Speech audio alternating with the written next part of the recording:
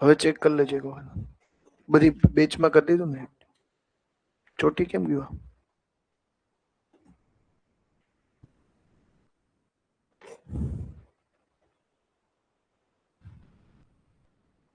એ તે કનેક્ટ જ રાખ્યું હશે. એ બંધ જ કર, ક્લોઝ કર.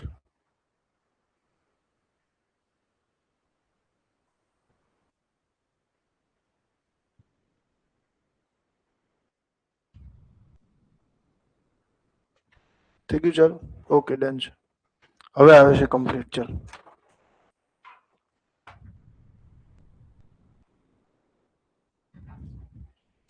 હવે અહીંયા આગળ એટલા જે ટોપિક જે છે ને એ તમારા બંધારણના 20 માર્ક્સના સિલેબસના છે, 20 માર્ક્સ. એટલા જ ટોપિક છે અને આના માર્ક્સ 20 છે, 20 માર્ક્સ છે. હવે બીજા ટોપિક એવા છે કે જે તમે કદાચ કોઈ સિલેબસ જોયો હોય તો પબ્લિક એડમિનિસ્ટ્રેશન પણ આમાં 20 માર્ક્સનું છે. 20 માર્ક્સનું શું છે? જાહેર વહીવટ. જાહેર વહીવટના પણ કેટલાક ટોપિક એવા છે, જેમ કે એની અંદર એક છે ટોપિક ઇમ્પોર્ટન્ટ કોન્સ્ટિટ્યુશનલ અમેન્ડમેન્ટ, એટલે કે અગત્યના બંધારણીય સુધારાઓ. અગત્યના બંધારણીય સુધારાઓ.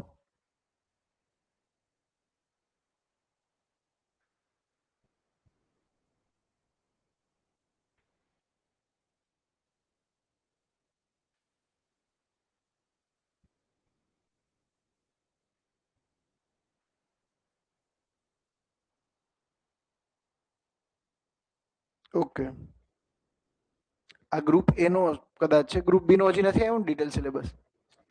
નથી આવ્યો હજી. Okay, yes yes. એટલે ગ્રુપ એમાં એટલા છે ટોપિક, એટલે બહુ સારું છે કે ભાઈ ગ્રુપ એમાં તો તમારે એટલા છે. પણ હવે ગ્રુપ બી નો ડિટેલ સિલેબસ નથી આવ્યો, એટલે હવે શું કરવાનું? તો કે ભાઈ ગ્રુપ બી માં પોલિટી આપણે બેઝિક થી ચાલુ કરવું પડશે આખું, કારણ કે હજી ગ્રુપ બી નો ડિટેલ સિલેબસ આ લોકોએ આપ્યો નથી. ગ્રુપ એનો આપી દીધું છે, આપવો જોઈએ પણ હજી નથી આપ્યો. એટલે એમાં આ બધા ટોપિક તો હશે જ. બંધારણના લક્ષણો, કેન્દ્ર રાજ્યના સંબંધો, કેન્દ્ર રાજ્યની સરકાર, સંઘવાદ અને તેના પડકારો, આ બધા ટોપિક હશે જ. આ ટોપિક તો હશે ને હશે, તો એ તો કરવા જ પડશે. બંધારણનો ઇતિહાસ ને એ બધું કાઢી નાખ્યું હશે. જો હશે તો આપણે કરાવી દઈશું, ડોન્ટ વરી. હવે આની અંદર આપણે જોઈએ તો પેલી બાબત કે ભાઈ what are the features of Indian constitution, જે ટોપિક હશે જ અને એમાંથી 1 કે 2 માર્ક્સના પ્રશ્ન આવશે જ.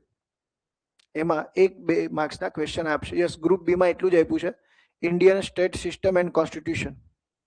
Indian state system and constitution, કે કઈ રીતે ભારતની રાજ્ય વ્યવસ્થા ચાલે છે અને કેવું બંધારણ છે, બંધારણના લક્ષણો કયા છે, ઇન ડિટેલ આપણે કોન્સ્ટિટ્યુશન જોવું પડશે. તો પેલો મુદ્દો જે છે એ છે બંધારણના લક્ષણો.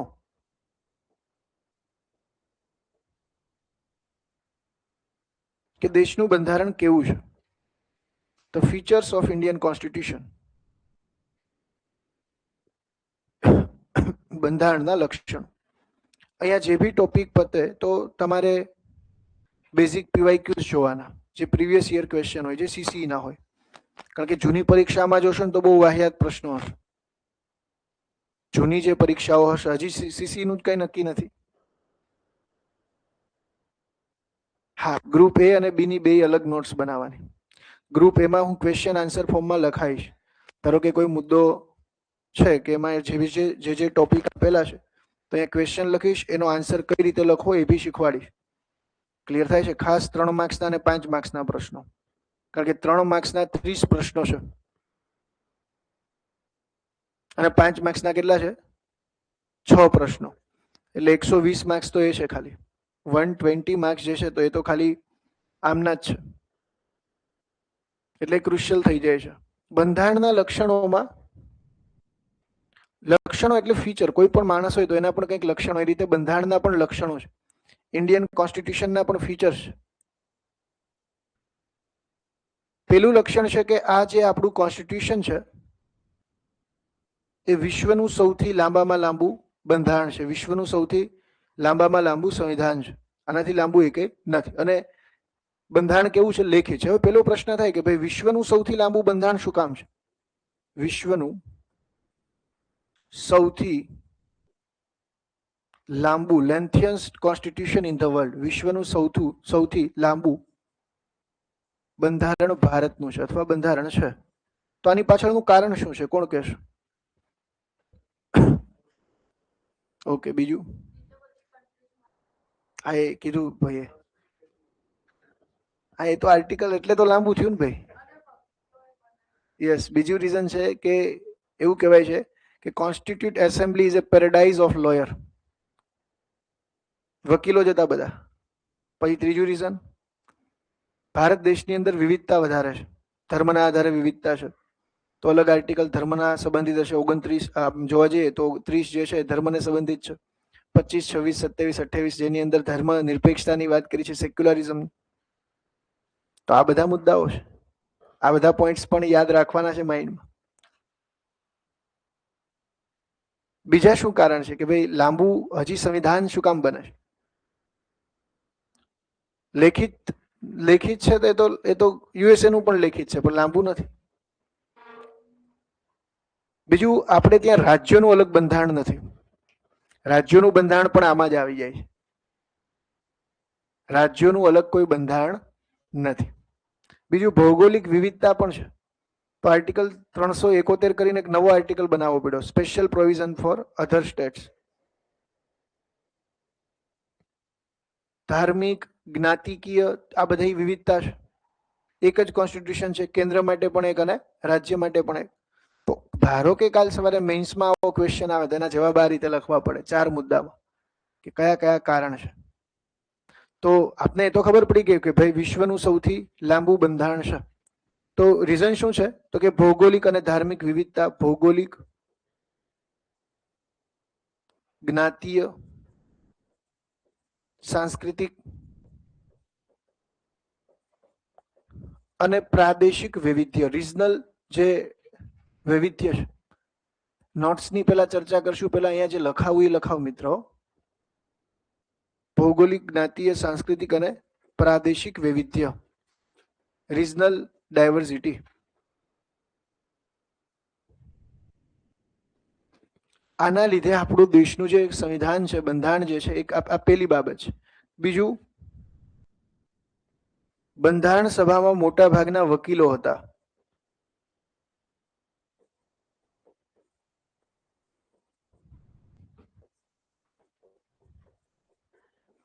અને વકીલો હોય તો એને લાંબુ લાંબુ જ કરવાની મજા આવે, એટલે એને તો આખું બંધારણ કોમ્પ્લિકેટેડ બનાવી નાખ્યું. હવે ખેડૂતોએ બનાવ્યું તો વાંધો ન આવે. વકીલો હતા. અત્યારે પાછા બધા ખેડૂતો છો. અત્યારે સંસદમાં કે આપણે અહીંયા વિધાનસભામાં સૌથી વધારે જે લોકો સભ્યો છે એ ખેડૂતો છે. બોલો, આમ પાછા બિલ્ડરો છે પણ આમ ખેડૂતો છે. બંધારણ સભામાં મોટા ભાગના સભ્યો વકીલો હતા. તો આ પણ એક રીઝન છે કે ભાઈ દેશનું સંવિધાન કેવું બન્યું? લાંબુ બન્યું. બીજું, કેન્દ્ર અને રાજ્ય માટે એક જ બંધારણ, કેન્દ્ર અને રાજ્ય માટે એકીકૃત બંધારણ.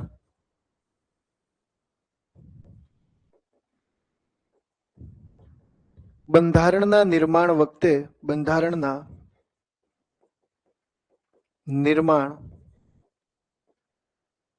વખતે અંદાજિત એટલે કે એસ્ટિમેટેડ અંદાજિત 60 દેશોનો અભ્યાસ કરાયો અને બહુવિધ દેશોના બંધારણમાંથી આપણું બંધારણ શું છે? પ્રેરિત છે. બહુવિધ દેશોના બંધારણમાંથી પ્રેરિત, ઇન્સ્પાયર્ડ.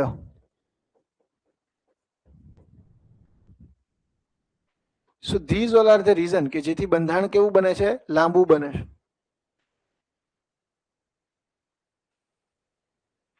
પછી કલ્ચરલ ડાયવર્સિટી, ધારો કે ધાર્મિક વિવિધતા છે તો એટલા માટે લાંબુ બન્યું, ધર્મ નિરપેક્ષ બનાવવો પડે. ધારો કે ભારત દેશમાં બધી જ એક જ ધર્મની પોપ્યુલેશન રહેતી હોત તો એવો શબ્દ નાખવાની જરૂર જ નહોતી. ધર્મ નિરપેક્ષતા કોઈ જ જરૂર નહોતી. આ તો ડાયવર્સિટી છે ધર્મના આધારે, એટલે એ બાબત એડ કરવામાં આવેલી છે.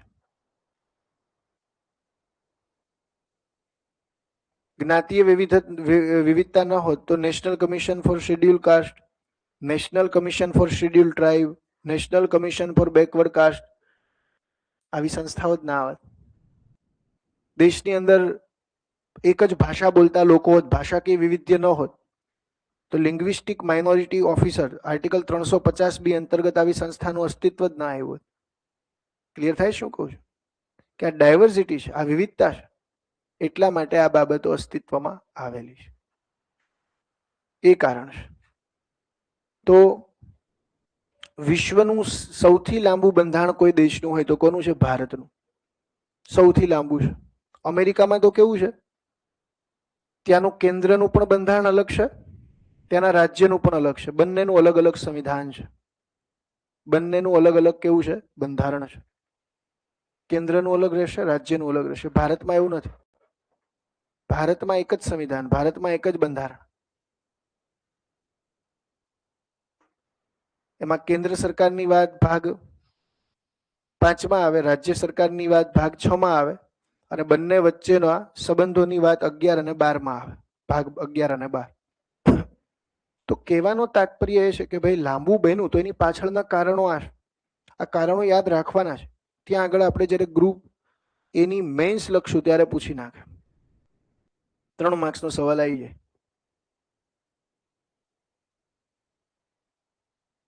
બીજું, આપણું બંધારણ લેખિત છે કે અલેખિત? રિટન કોન્સ્ટિટ્યુશન છે. તો બીજું લક્ષણ ખાસ યાદ રાખવા કે ભારત દેશનું બંધારણ કેવું છે? લેખિત, રિટન. તો પ્રશ્ન થાય કે કોઈ દેશોનું અલેખિત બંધારણ પણ છે? બ્રિટનનું બંધારણ મિત્રો અલેખિત છે, નોન રિટન છે. કઈ રીતે? તો ત્યાં આગળ સંસદ જ સર્વોપરી છે. કોણ છે? સંસદ સંપ્રભુતા કહેવાય આને, અથવા સંસદીય સર્વોપરિતા. કારણ કે એનું બંધારણ નોન રિટન ફોર્મમાં છે. નોન રિટન એટલે શું? ક્યારે હું કોઈ બંધારણને અલેખિત કહી શકું, નોન રિટન કહી શકું? બ્રિટનનું જે બંધારણ છે એની અંદર શું છે કે બંધારણ જ નથી, કોઈ એક રેફરન્સ જ નથી. તો હવે સંસદને મજા આવે એવો કાયદો બનાવે. અને બ્રિટન માટે એવું કહેવાય કે બ્રિટનની સંસદ પાસે બધી જ સત્તા છે, ખાલી છોકરીને છોકરો ન બનાવી શકે, છોકરાને છોકરી ન બનાવી શકે. આ વિન્સ્ટન ચર્ચિલે કીધું હતું કે બ્રિટનની સંસદ પાસે ખૂબ જ સત્તા છે, પણ ખાલી આ ન કરી શકે, બાકી બધું કરી શકે. આ એમની પાસે પાવર છે.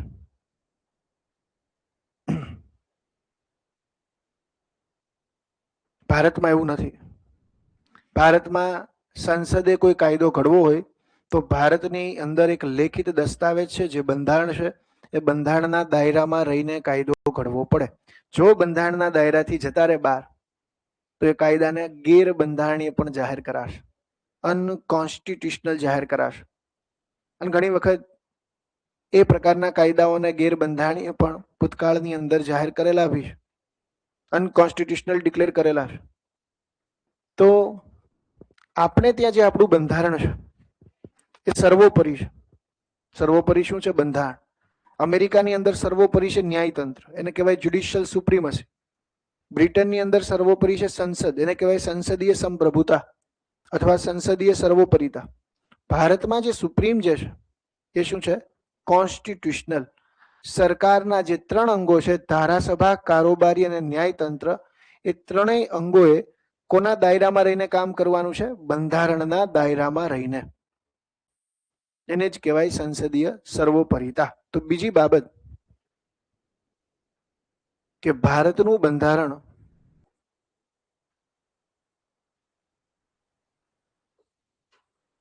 લેખિત છે, રિટન છે.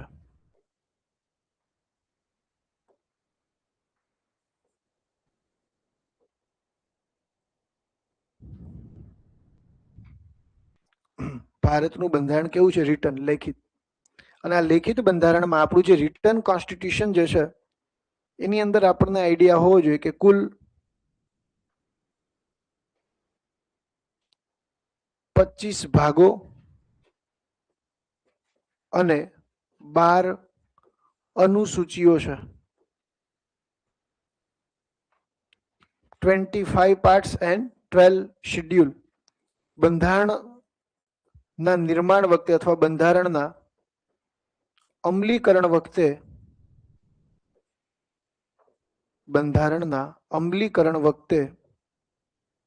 બંધારણમાં કુલ 22 ભાગો અને 8 અનુસૂચિ હતી. એટલે એનો મતલબ શું થયો કે ભારતના બંધારણમાં સુધારો પણ કરી શકાય. કે શરૂઆતમાં તો કેટલા ભાગ હતા? 22. પછી વધારીને કેટલા કર્યા? 25. સુધારો કરી શકાશે. ક્લિયર થાય છે? લેખિત બંધારણ છે એટલે હવે બીજી બાબત એ થઈ કે ભાઈ કોન્સ્ટિટ્યુશન લેખિત છે તો સરકારના જે ત્રણેય અંગો છે એ ચાહે ધારાસભા હોય, ધારાસભા એટલે સંસદ, કારોબારી હોય કે ન્યાયતંત્ર હોય, એ ત્રણેય અંગોએ આના દાયરામાં રહીને કામ કરવાનું. જો એના દાયરાથી બહાર જશે તો એ બાબતને પણ ગેરબંધારણીય જાહેર કરી શકાશે. આના દાયરામાં રહીને જ કામ કરવાનું છે, દાયરામાંથી બહાર જવાનું નથી. એને કહેવાય ઇંગ્લિશમાં કોન્સ્ટિટ્યુશનલિઝમ, અથવા એને બીજા શબ્દોમાં કહેવાય કોન્સ્ટિટ્યુશનલ મોરાલિટી. બંધારણવાદ અથવા બંધારણીય નૈતિકતા, એના માટે આ શબ્દ છે કે બંધારણના દાયરામાં રહીને જ કામ કરવાનું. કારણ કે જે રીતે દરેકનું પોતાનું બંધારણ હોય, સોસાયટીનું બંધારણ હોય કે આમાં ફેરિયાએ આવવું નહીં, બ્રોકરોએ આવવું નહીં, અહીંયા જે છે એ ફેમિલીને જ રહેવા મળશે, કોઈ બીજા લોકો અહીંયા રહેવા આવ તો એ સોસાયટીનું બંધારણ થયું. કોઈ મકાન વેચવું હોય તમને પૂછીને વેચવાનું. તો હવે આવડા મોટા દેશને ચલાવો હોય તો એના માટે એક લેખિત બંધારણ હોવું જોઈએ, નહીતર તો દેશને કઈ રીતે ચલાવો? તો બંધારણ કેવું છે? લેખિત કે અલેખિત? લેખિત. જે પણ દેશનું બંધારણ અલેખિત હોય ને ત્યાં સંસદ બહુ શક્તિશાળી હોય. સંસદ કેવું હશે? પાવરફુલ.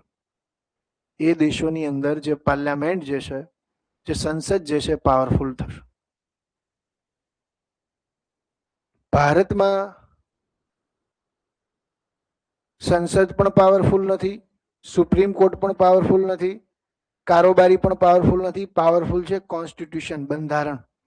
એટલે જ ભારતમાં તમને પૂછાય કે નીચે પૈકી કોની સર્વોચ્ચતા છે, પેલો જ એમસીક્યુ બને તો ભારતમાં બંધારણની સર્વોચ્ચતા છે. કોની છે?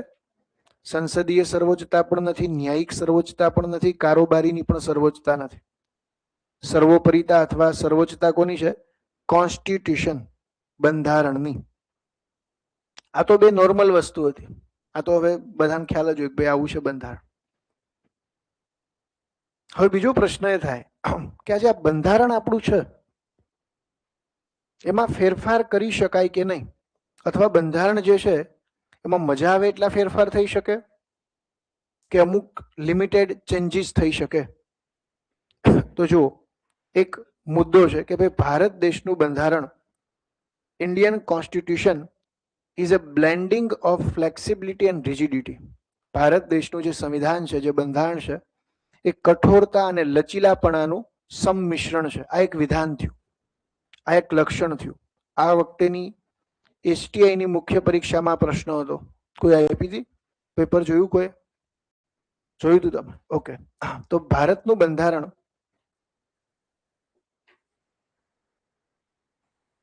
બંધારણ કઠોરતા એટલે રિજિડિટી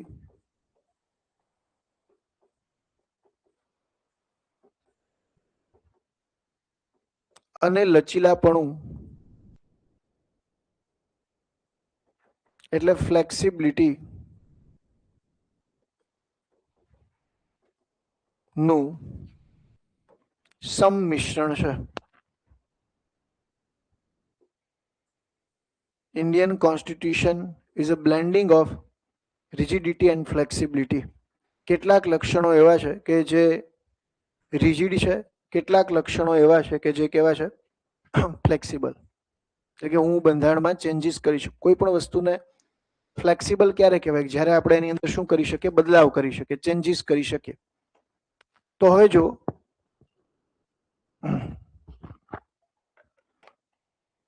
પહેલા તો હું એ સમજાવું કે કઈ રીતે આ બંધારણ લચીલું છે અથવા એમાં ફેરફાર કરી શકાય.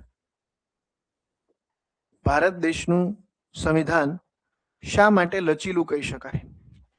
તો એની અંદર લખો, લચીલામાં લખતું જવાનું છો. નથી લખતા કોઈ હજી? લખ હે નથી, ભાઈ તો લખે છે. લખવાનું જ છે લેક્ચરમાં. તો હવે અહીંયાથી લખી નાખો, ત્રીજા લક્ષણથી લખો, બાકીનું નોટ્સમાં જોઈ લેજો, પીડીએફ અપલોડ થાય એમાં. ત્રીજું લખો, આ ભારતનું બંધારણ કઠોરતા અને લચીલાપણું અથવા લચીલાપણાનું સંમિશ્રણ છે, બ્લેન્ડિંગ છે.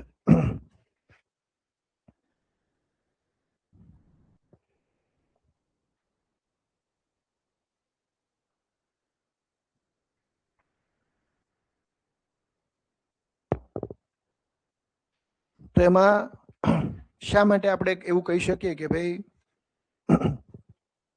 ભારતનું બંધારણ એ લચીલું છે, ફ્લેક્સિબલ છે.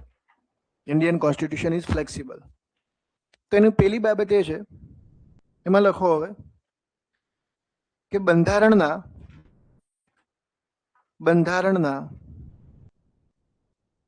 ભાગ 18 ના અનુચ્છેદ 368 અંતર્ગત સંસદ પાસે સત્તા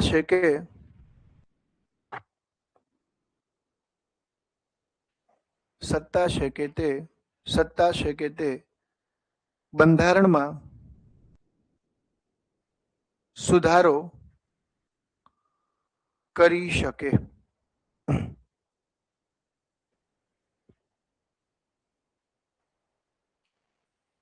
અત્યાર સુધી ભારતના બંધારણમાં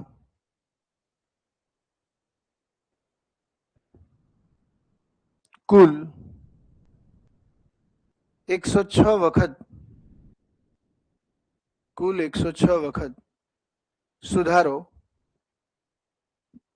સુધારો કરાયો છે. અત્યાર સુધી કેટલી વખત સુધારા થયા છે ભાઈ? ભાગ 20 બંધારણમાં જે અલગ અલગ ભાગ હોય, ભાગ 1, ભાગ 2, ભાગ 3, ભાગ 4, જે રીતે કોઈ પુસ્તક હોય તો પુસ્તકમાં અલગ અલગ ચેપ્ટર હોય, એ રીતે બંધારણમાં પણ શું હશે? અલગ અલગ ભાગો હશે, અલગ અલગ પાર્ટ હશે. ભાગ 1 તો કે સંઘ અને રાજ્ય ક્ષેત્ર, ભાગ 2 તો કે નાગરિકતા, ભાગ 3 તો કે મૂળભૂત અધિકાર, ભાગ 4 તો કે રાજ્ય નીતિના માર્ગદર્શક સિદ્ધાંતો, ભાગ 4A તો કે મૂળભૂત ફરજો, ભાગ 5 કેન્દ્ર સરકાર, ભાગ 6 જે છે રાજ્ય સરકાર. એ રીતે બધા શું છે? ભાગ છે, પાર્ટ છે. હવે તો પ્રશ્ન એ થાય કે અનુસૂચિ શું કામ બનાવી? ભાગ છે તો અનુસૂચિ શું કામ બનાવી? જે પણ મિત્રો મિસેલિનિયસ બાબત હતી, જે પણ પરચુરણ, ભાગ 20 જ લખાયું. મેં કયું લખાયું? ભાગ 20 લખજો, મારાથી ભૂલ થઈ ગઈ. ભાગ 20 18માં કટોકટી છે. કયું છે? ઇમરજન્સી. ભાગ 20 જો અનુસૂચિમાં કેવી બાબતો હશે? ધારો કે કેન્દ્ર અને રાજ્ય કયા કયા વિષયમાં કાયદો ઘડવો, એવું બંધારણમાં ભાગમાં જ અલગ અલગ લખી નાખું. ભાગ 11 છે, એમાં કેન્દ્ર રાજ્યના ધારાકીય સંબંધોનો ઉલ્લેખ છે કે કઈ રીતે કાયદાકીય સંબંધો કેન્દ્ર અને રાજ્ય વચ્ચે કેવા હશે. હવે એની અંદર જો આખું લિસ્ટ આપું તો કેવું થઈ જાય? લાંબુ થઈ જાય અને કોમ્પ્લિકેટેડ થાય. એટલે કેન્દ્ર અને રાજ્ય કયા વિષયમાં કયા પ્રકારના કાયદા ઘડવા, એનું લિસ્ટ ક્યાં આપેલું છે? તો કે અનુસૂચિ 7માં. ભારત દેશની અધિકૃત ભાષા, ઓફિશિયલ ભાષા કઈ હોવી જોઈએ, તો એનું લિસ્ટ ઓલરેડી આપેલું જ છે ભાગ 8માં, સોરી અનુસૂચિ 8માં. લચીલાપણું એટલે ફ્લેક્સિબિલિટી. લચીલું એટલે કેવું? ફ્લેક્સિબિલિટી, કે જેમાં હું ફેરફાર કરી શકું, જેમાં ચેન્જીસ થઈ શકે, જેમાં બદલાવ થઈ શકે, ફ્લેક્સિબિલિટી જ કહેવાય ને.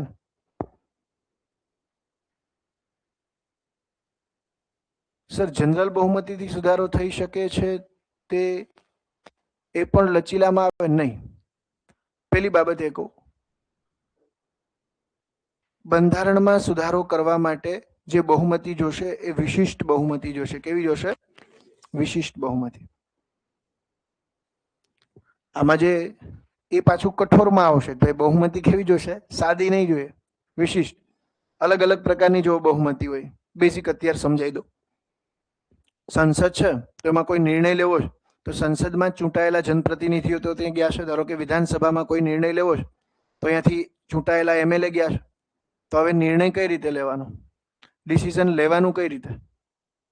એક વસ્તુ સમજો કે નિર્ણય લેવાશે બહુમતીથી. કોઈ બી નિર્ણય ડેમોક્રેસીની અંદર લેવાય, લોકતંત્રની અંદર હંમેશા નિર્ણય કેવા કોનો આવે તો કે મેજોરિટીનો.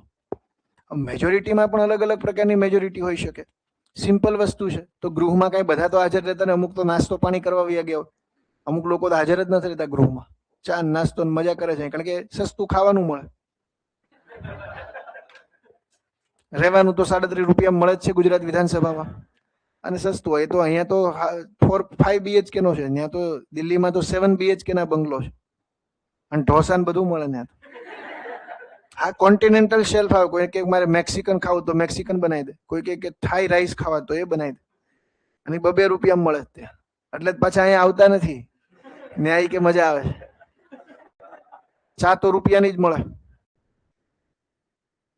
તો જે બહુમતી જે છે, કોઈ પણ નિર્ણય લેવો હોય ગૃહની અંદર તો એ નિર્ણય હંમેશા બહુમતીથી લેવાય. કેનાથી લેવાશે? મેજોરિટીથી. તો હવે જો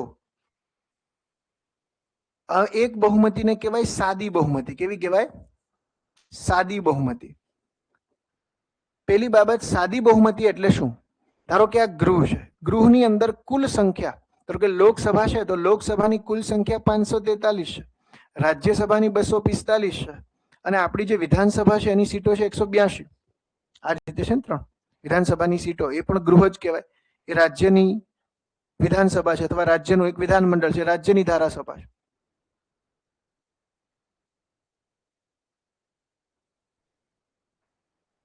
ભાઈ, બંધારણમાં સુધારો કરવા માટે હમણાં જ મેં કીધું કે મેં કયું પાછું ચેન્જ કરાવ્યું ને તમને? 20 તો કરાવી દીધું યાર. પછી તું એકને એક કોમેન્ટ શું કામ નાખે છે યાર? બોલી ગયો, લખાઈ દીધું, તોય પાછી એકને એક કોમેન્ટ કરવાની દોસ્ત. હવે 182 છે તો હવે 182 માં હવે એવું થયું કોકને તાવ આવી ગયો છે કે હાજર રહી શકે એમ નથી, એટલે હાજર ધારો કે 130 જણા જ રહ્યા. તો સાદી બહુમતી એટલે શું? કે આ જે વધેલી સીટો છે હાજર રહ્યા. હવે હાજર રહ્યા એટલાય નહીં, હાજર રહ્યા 130, પણ એમાંથી ઘણા ભાગી ગયા, મતદાન નથી કરવું, બહિષ્કાર કર્યો ગૃહનો. તો ધારો કે હવે હાજર 130 હતા, પણ સાદી બહુમતી એટલે હાજર રહીને મતદાન કરનારના 50% પ્લસ મતોનું સમર્થન, એને શું કહેવાય? સાદી બહુમતી. હવે વસ્તુ વિચારો કે 124 લોકોએ મત આપ્યા. કેટલા આપ્યા? ગુજરાતની વિધાનસભામાં 124 લોકોએ મત આપ્યા. તો આની સાદી બહુમતી કેટલી હોય? 50% પ્લસ તો હોવી જ જોઈએ. હવે ધારો કે કેટલી થશે? 62 થાય, પણ 62 પડે તો નિર્ણાયક મત આપવો પડે. ધારો કે 62 મત બેયને થાય. પેલા કિસ્સામાં અહીંયા ગૃહમાં અહીંયા જે વ્યક્તિ બેઠો એ મત ના આપે. પ્રથમ કિસ્સો જ્યારે વોટિંગ થાય, પેલા ધ્વનિ મત કે જે બી કરાવે, તો જે વ્યક્તિ ગૃહમાં છે એ મત આપી શકે નહીં. એટલે હવે જ્યારે ઇક્વલ વોટિંગનો ક્રાઇટેરિયા આવે ત્યારે શું કરવાનું? નિર્ણાયક મત આપવાનો, જેને કહેવાય કાસ્ટિંગ વોટ. કાસ્ટિંગ વોટ હંમેશા ગૃહની અધ્યક્ષતા કરતા વ્યક્તિ જ આપી શકે. એટલે અહીંયા મત કેવા જોઈએ? આના પ્લસ, એટલે કે 50% પ્લસ. 50% નહીં, 50% પ્લસ જોઈએ. એ પોઈન્ટમાં હોય, જે બી હોય. તો 62 છે તો કેટલા મત જોઈએ? 63 જોઈએ. તો આ બહુમતીને કહેવાય સાદી બહુમતી. કેવી કહેવાય? સાદી બહુમતી, સિમ્પલ મેજોરિટી. અને ભારત દેશની જે વૈધાનિક પ્રક્રિયા છે, એ સંસદની હોય કે રાજ્ય વિધાનમંડળની હોય, એમાં 90 થી 95% પ્રક્રિયા તો આ જ છે, સાદી બહુમતીથી. મોટા ભાગના બિલો આવા જ છે. બીજી જે એક બહુમતી છે એ છે પૂર્ણ બહુમતી. શબ્દ જ છે પૂર્ણ. પૂર્ણ એટલે 100% જોશે. પૂર્ણ એટલે કુલ સીટોના 50% પ્લસ. પૂર્ણ બહુમતી કોને કહેવાય? જે ગૃહની જે કુલ સીટો છે તો કુલ સીટોના 50% પ્લસ મતોનું સમર્થન, આને કઈ બહુમતી કહેવાય? પૂર્ણ બહુમતી, એબ્સોલ્યુટ મેજોરિટી. પૂર્ણ બહુમતીનો ઉપયોગ થશે સરકાર રચવા માટે.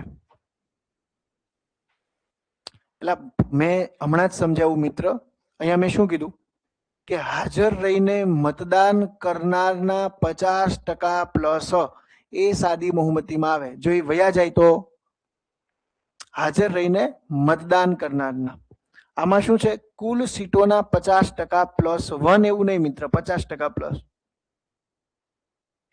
ઉદાહરણ તરીકે કહું 543 છે તો હવે આ ભાઈ 1 કે છે 543 ના અડધા કેટલા થાય? 200. હવે પ્લસ 1 કે છે તો આ પાછા કેટલા થયા? 272.5. મારે ક્યાંથી લાવવા અડધા? કયો 50% પ્લસ એનાથી વધારે હોવા જોઈએ, એનાથી ઓછા નહીં, પણ એનાથી મિનિમમ વધારે હોવા જોઈએ. તો 271.5 છે. આનાથી આગળનો આંકડો કયો આવે? 272. એટલે જે પક્ષને ગૃહમાં 272 સીટો હોય એ લોકસભામાં સરકાર બનાવે. તમારી હોય તમે બનાવી શકો. સરકાર બનાવવા માટે એવું નથી કે તમારે પ્રધાનમંત્રી હોવું પડે. સરકાર બનાવવા માટે એવું નથી કે તમારે ધારાસભ્ય કે સંસદ સભ્ય હોવું પડે. એમનું નહીં બનાવી શકો. ખાલી ગૃહમાં તમને લોકસભામાં 500, કાલ સવારે 272 સભ્યો તમને સમર્થન આપે, મોદી સાહેબ વયા જાય તમે આવી જાઓ. હા, તમે એક પિક્ચર જોયું છે નાયક. નાયકમાં એવું થાય, અનિલ કપૂર એક્સિડેન્ટલી આવી જાય છે, ચીફ મિનિસ્ટર બની જાય. અમરીશ કપૂર કે ભાઈ તારે આવું છે, અમરીશ પુરી તો એ કે ભાઈ તારે બનવું છે તો કે હા, તો એ કે બની જા. નહીં કે હવે પાછી નથી બનવું, પરાયને બનાવડાવ્યો. તો જો એને રાજીનામું આપ્યું, પછી બધા એના ધારાસભ્યોએ કોના નામનું સમર્થન કર્યું? આના નામનું સમર્થન. રાજ્યપાલે શપથ લેવડાવી દીધા 1 દિવસ માટે સીએમ. એ તો 1 દિવસ માટે બન્યો, 6 મહિના માટે બની શકે. કોઈ પણ ગૃહના સભ્ય વગર 6 મહિના માટે સીએમ કે પીએમ બની શકે, મંત્રી બની શકે. કોઈ જરૂર નથી. પીએમ કે સીએમ બનવા માટે સંસદ સભ્ય કે ધારાસભ્ય હોવું જરૂરી નથી. 6 મહિનામાં બનવું પડે ધારાસભ્ય કે સંસદ સભ્ય. એસ જયશંકર 2019માં જ્યારે વિદેશ મંત્રી બને છે ત્યારે ક્યાંય હતા જ નહીં, તો એ બની ગયા ને. ગુજરાતમાંથી, પછી ગુજરાતની રાજ્યસભાની સીટમાંથી ચૂંટાઈને ગયા ત્યાં પાછા. હમણાં સીટ પાછી પૂરી થાય છે એની, પાછા અહીંયાથી જ આવશે, કારણ કે અહીંયા હતા લોકોની હવે બહુમતી જ એટલી વધી ગઈ. વિરોધ પક્ષ જ નથી અત્યારે ગુજરાતમાં, કારણ કે કોઈ પણ પક્ષને વિરોધ પક્ષ બનવા માટે 10% સીટો જોઈએ. હવે 2 પાર્ટીની ભેગી કરીએ તો નથી થતી. કોંગ્રેસની 12 છે ને આમ આદમી પાર્ટીની 5 છે, એટલે 17 થાય છે. જોઈએ 19 સીટો જોઈએ. 2 ભેગા કરો ને તો એ વિપક્ષ બનવા માટે અત્યારે કેપેબલ નથી. ઓપોઝિશન બનવા માટે એને ઓપોઝિશનનો દરજ્જો, એટલે તો અહીંયા લીડર ઓફ ઓપોઝિશનનું પદ ખાલી છે.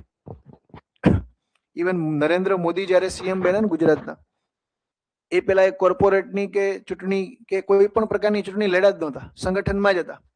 ડાયરેક્ટલી લોટરી લાગી મોદી સાહેબને. પછી રાજકોટ પશ્ચિમની સીટ વજુભાઈ વાળાની ખાલી થઈ અને પછી એ ત્યાંથી જીતા હતા.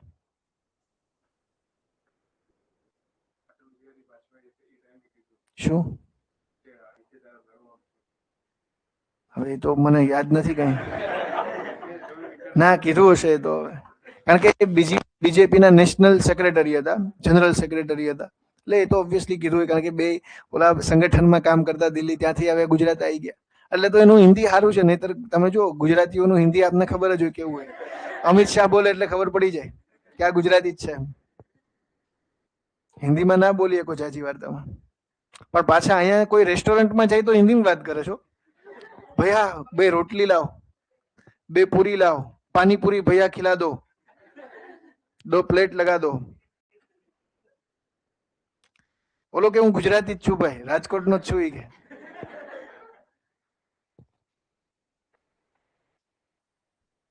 એટલે ગુજરાતની પ્રજા એમ ટોલરન્સ વાળી છે. રેસ્ટોરન્ટમાં જાય એટલે હિન્દીમાં જ વાત કરવાની. ભાઈ આ ભાઈનો પ્રશ્ન જોવો કેવો છે. આ પ્રશ્ન પૂછો, આજ તો આપણે એમનું ચર્ચા જ કરવાની. અત્યારે આ ચૂંટણી ચાલે છે, એમાં અમુક લોકો પક્ષ બદલીને બીજા પક્ષમાંથી ટિકિટ લે, એમાં પક્ષાંતર ધારો લાગુ ન પડે? એમાં ન લાગુ પડે મિત્ર. પક્ષાંતર ધારો તું સભ્ય હોય તો લાગુ પડે. હો, હવે તમે હાવ એમનું નાટા મારતા હોય અને એક પક્ષમાંથી બીજા પક્ષમાં જાઓ, તમારી કોઈ વેલ્યુ જ નથી ને, આમે પેલાય નહોતી, એટલે તમારે બીજા પક્ષમાં જવું પડ્યું. પક્ષાંતર ધારો કોને લાગે? કે જે સંસદ સભ્ય ધારાસભ્ય ઓલરેડી હોય એને. ધારો કે હું કાલ સવારે ધારાસભ્ય બનું, અપક્ષમાંથી ચૂંટાણો, અને અપક્ષમાંથી કોઈ પક્ષમાં જોડાઈ જાઉં, મારા ઉપર લાગે. હું કોઈ પક્ષમાં હતો, પક્ષમાંથી રાજીનામું આપું તો પણ લાગવું પડે. હું પક્ષના આદેશનું ઉલ્લંઘન કરું, પક્ષનું વ્હીપ હોય, દંડક હોય, સચેતક હોય, એનું આદેશનું ઉલ્લંઘન કરું તો પણ મારા વિરુદ્ધ એન્ટી ડિફેક્શન લો લાગુ પડે. એન્ટી ડિફેક્શન મૂળ બંધારણમાં મારા ભાઈ હતો જ નહીં.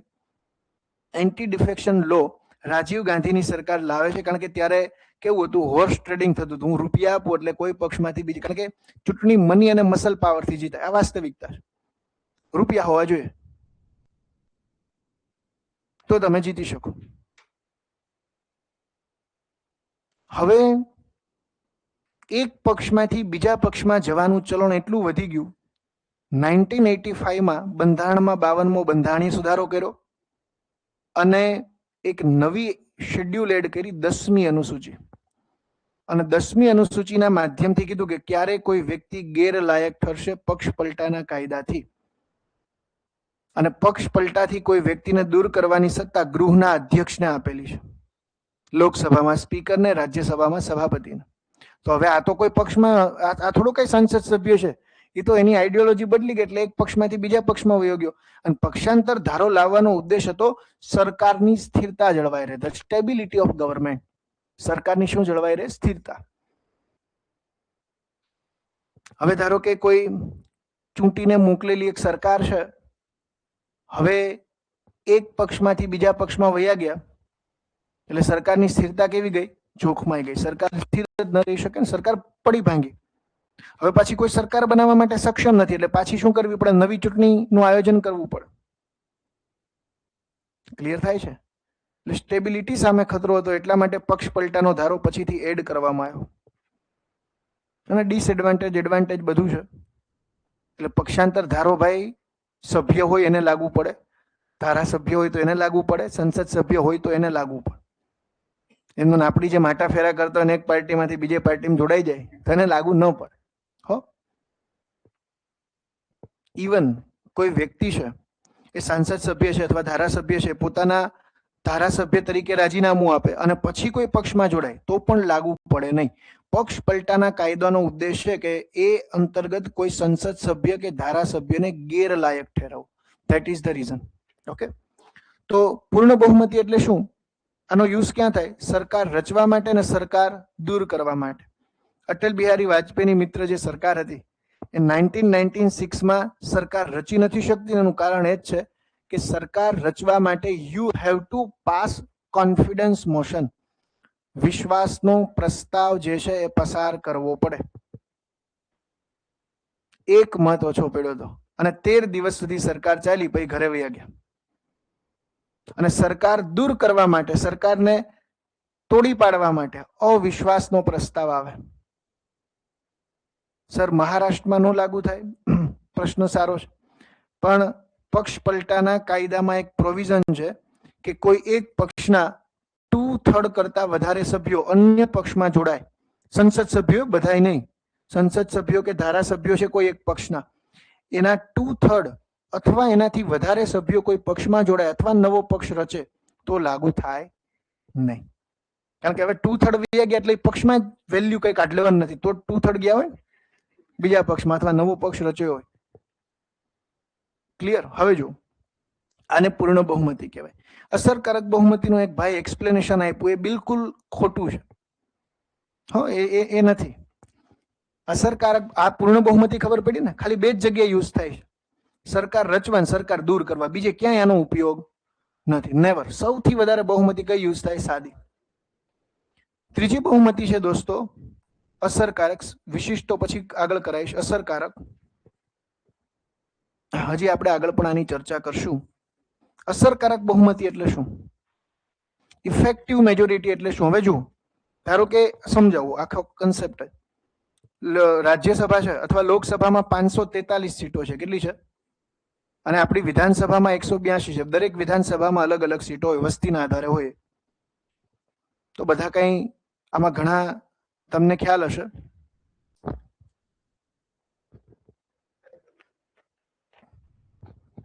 કે એના કાર્યકાળ દરમિયાન જ એન્ટી ડિફેક્શન લો આગળ ભણશું, અત્યારેની ચર્ચા રહેવા દો ભાઈ. હવે જો 182 જે સીટો છે વિધાનસભાની, લોકસભાની કેટલી છે? 543. હવે અસરકારક કોને કહેવાય? ઇફેક્ટિવ વર્ક કોને કહેવાય? અથવા અસરકારક બહુમતી કોને કહેવાય? તમે જુઓ, હમણાં જ ગુજરાત વિધાનસભાની એક સીટ ખાલી પડી. ખાલી પડી ને સીટ ખાલી પડી કારણ કે એ વ્યક્તિ જે છે એનું મૃત્યુ છે, એટલે સીટ કઈ હવે કઈ એનો હાથમાં ત્યાં આવવાનું નથી, એટલે સીટ કેવી થઈ? ખાલી. હવે ધારો કે લોકસભામાં અત્યારે એવી 6 હમણાં જ એની ચૂંટણી આવે, 5 સીટો ધારો કે ખાલી છે. ઉદાહરણ આપું કે કોઈએ રાજીનામું આપી દીધું, કોઈનું મૃત્યુ થઈ ગયું, કોઈ રાજીનામું આપીને કે હવે ભારતમાં નથી રહેવું, અહીંયા મિસાઇલ બહુ આવે છે, ઘણી વખત ભાગવું છે, કે ઓસ્ટ્રેલિયા વહી જાવ. વચ્ચે ઓપરેશન સિંદુરમાં મિસાઇલો અહીંયા એવું લાગતું કે ભારતમાં હમણાં ન આવે. मीडिया वाला एवं माहौल क्रिएट करो तो पाकिस्तान को फूक डालेंगे. ग्वादर पोर्ट में आईएनएस विक्रांत ने कब्जा कर लिया. क्या थी क्या? कराची पोर्ट को तो तोड़ दिया. कराची पोर्ट સુધી હજી કઈ પીગું જ નહોતું. એટલે મને એવું થયું કે હમણાં અહીંયા ફતેહ મિસાઇલ નો આવે ક્યાં ગાંધીનગરમાં. ફોબિયા ઘણાને થઈ ગયો હતો 2 દિવસમાં. ત્યાં ડોનાલ્ડ ટ્રમ્પે ટ્વીટ કર્યું કે આઈ એમ પીસ મેકર. ડોનાલ્ડ ટ્રમ્પે હમણાં જ્યારે યુક્રેનના રાષ્ટ્રપતિને બોલાવ્યા ત્યારે ડોનાલ્ડ ટ્રમ્પ એની ચર્ચા કરતા હતા you have to stop the war, you are gambling with world war 3. તો નીચે કોઈ હમણાં જ કોમેન્ટ કરી હતી કે you are gambling with world war 3. એ બિચારો નહોતો, તું અત્યારે કરે છે વર્લ્ડ વોર 3. તો ટ્રમ્પનું અત્યારે હાલી નથી ગયું, ચસકી ગયું છે અત્યારે તો ટ્રમ્પનું. તો હાલી તો શું ગયું આમાં? અમેરિકાની આબરૂ કાઢે જ કારણ વગર ને. અમેરિકાની નહીતર એક સારી એવી આબરૂ હતી કે ભાઈ એ જ્યાં પડે ત્યાં જીતીને જ આવે, પણ આ તો હાવ આબરૂ કાઢ નાખી અમેરિકાને. મહિનો સુધી વોર રહેલું, એટલે હવે કોઈ નહીં ડરે. અમેરિકા તો પહેલા નંબરની અત્યારે વિશ્વની મિલિટરી છે, ફાયર પાવર ઇન્ડેક્સ ને છે, વાસ્તવિક રીતે છે, એની પાસે છે શસ્ત્રો. ઈરાન 16મા નંબરની છે, 16મા નંબરની મિલિટરી પાવર છે. હવે એને જો તમે કઈ કરી નથી શકતા તો ભારતમાં તો આવવાની વાત જ નથી. 4થા નંબરની મિલિટરી છે ભારતની. સિવિક સેન્સ ને બધું ભલે ઓછું છે, અહીંયા સિક્યુરિટી સારી છે. Security is very important. તમને કોઈ અહીંયા કઈ કરી જો, ગાઝાની બધા આપણા કરતા જે તે સમય વિકસિત હતા એરિયા, લેબનોન ને બધા. હવે અત્યારે તમે જો કેવી હાલત કરી છે. અહીંયા ભલે રોડમાં તમને ડમરીઓ ઉડતી હોય, નીકળો એટલે આખા પાવડર પર ધૂળ થઈ જાવ, પણ સિક્યુરિટી સારી છે, એમાં કોમ્પ્રોમાઇઝ નથી. એ એર બેલિસ્ટિક આપણી ડિફેન્સ સિસ્ટમ હોય, બધું બહુ સારું છે. આમાં ખાલી પડેલી સીટો ધારો કે 5 ખાલી પડી તો આ 5 સીટો બાદ થઈ જાય. ધારો કે અહીંયા એક સીટ અત્યારે ખાલી છે તો 181 સીટ. 181 સીટ અત્યારે તો ગુજરાતમાં 181 થાય, કારણ કે એક સીટ શું છે? ખાલી છે. તો આના અડધા કેટલા થાય? 90.5. એના પ્લસ એટલે કેટલા થાય? 51. એટલે અસરકારક બહુમતી એટલે ખાલી પડેલી સીટોને બાદ કરતા વધેલી સીટોના 50% પ્લસ મતોનું સમર્થન. તો અત્યારે અને આનો ઉપયોગ ક્યાં થાય?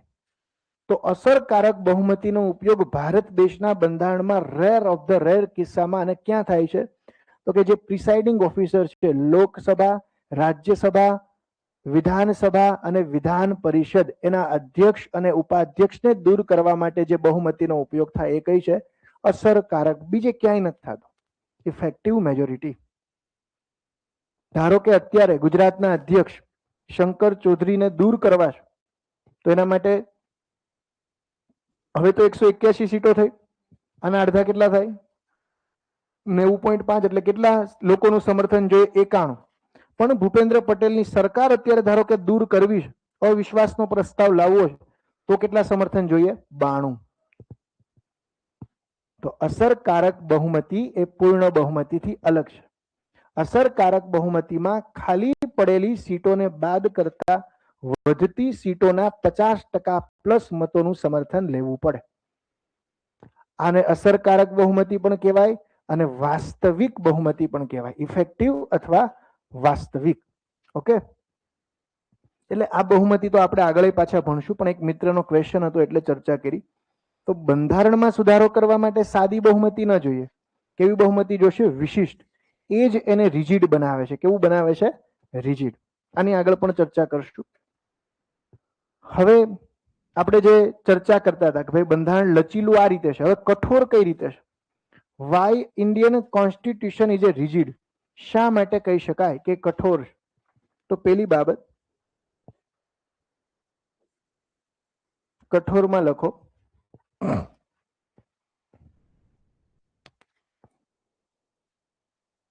કઠોર એટલા માટે છે બંધારણમાં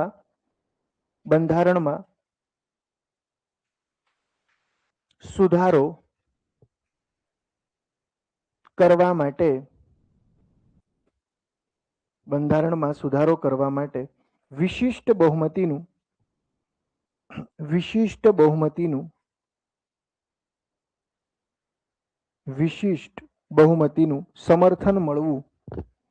સમર્થન મળવું જરૂરી છે.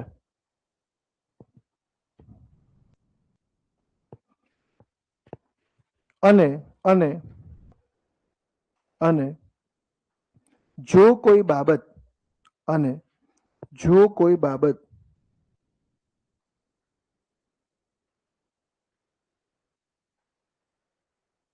રાજ્યને કે સંઘીય સંબંધ ધરાવતી હોય તો અડધા કરતા વધુ રાજ્યની વિધાનસભામાં સાદી બહુમતીનું સમર્થન મળવું જરૂરી છે. એટલે એક વસ્તુ જો, બંનેનું સમર્થન જોશે. ઉદાહરણ તરીકે જ્યારે જીએસટીમાં સુધારો કર્યો હતો, જીએસટી નો સુધારો કેવો હતો? ફેડરલ સ્ટ્રક્ચર વાળો. કારણ કે જીએસટીમાં અલગ અલગ અપ્રત્યક્ષ કરોને ભેગા કરીને એક જ કર બનાવી નાખ્યો, ગુડ્સ એન્ડ સર્વિસીસ ટેક્સ. અલગ અલગ કરોને શું કરી દીધા? ભેગા. વન નેશન વન ટેક્સ, એ પ્રકારની અવધારણા જે છે એ અસ્તિત્વમાં આવી. એનાથી સુધારો કર્યો. તો એમાં વિશિષ્ટ બહુમતી, બંધારણમાં સુધારો કરવા માટેની જે વિશિષ્ટ બહુમતી જે છે એની અંદર શું છે સમજો. કે આ જે વિશિષ્ટ બહુમતી છે, જે કોન્સ્ટિટ્યુશનમાં અમેન્ડમેન્ટ કરવા માટેની છે, તેમાં બે કન્ડિશન ફૂલફિલ થવી જોઈએ દોસ્તો.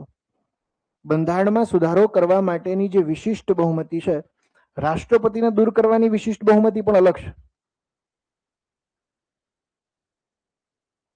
સર ભાગ 1 માં સુધારો સાદી બહુમતીથી એ કોન્સ્ટિટ્યુશન અમેન્ડમેન્ટ ના ગણાય. પહેલા એવું ભણાવીશ તો અત્યારે જે પેલા કરાવું છું એ કર ખાસ. હો ને? હવે વિશિષ્ટ બહુમતી જે છે, સ્પેશિયલ મેજોરિટી, આની અંદર બે કન્ડિશન ફૂલફિલ થવી જોઈએ. પહેલી કન્ડિશન શું છે? ગૃહની કુલ સીટોના 50% પ્લસ મતોનું સમર્થન અને હાજર રહીને મતદાન કરનારના